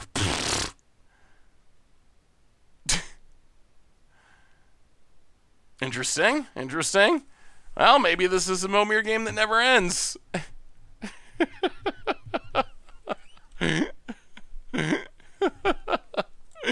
Bear of the Heavens, eh?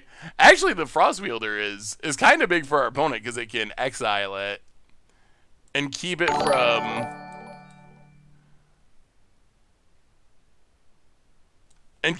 triggering. Void Beckoner. We have a new donation from... I mean, I guess our opponent just gets this with the flyer if we don't hit anything. New donation from... Casey May 17, $2 donation, thank you so much, says, I love the Historic Storm deck you played a few weeks ago. Ended up building on Arena, only Historic deck I've ever built, and I haven't played Arena in over a year. Thanks for the great content. Well, I'm glad you're enjoying the deck. That deck is just so unique and fun, so we're dead, right? We're just literally dead. All right,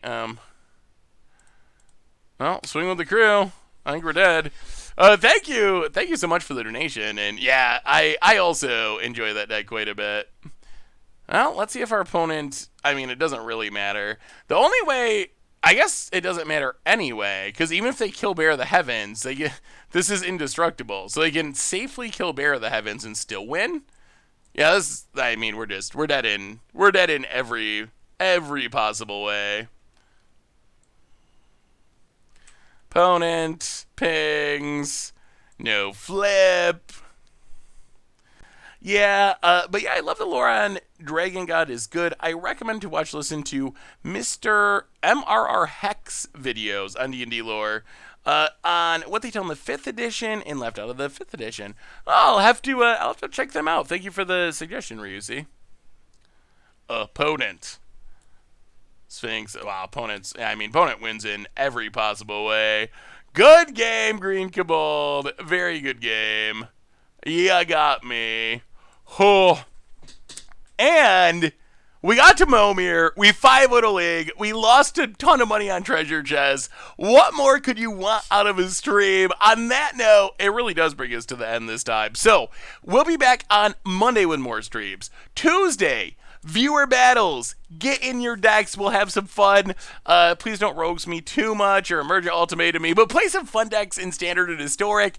Viewer battles. Thank you so much for finally challenging, by the way. I definitely appreciate it. On the reminders on the way out the door, replay YouTube. That's where you can find all the old streams. Normal YouTube. Much Brew going up tomorrow. Tons of content over the weekend. Spoilers coming soon. One more reminder that our sponsor tonight is Card Kingdom.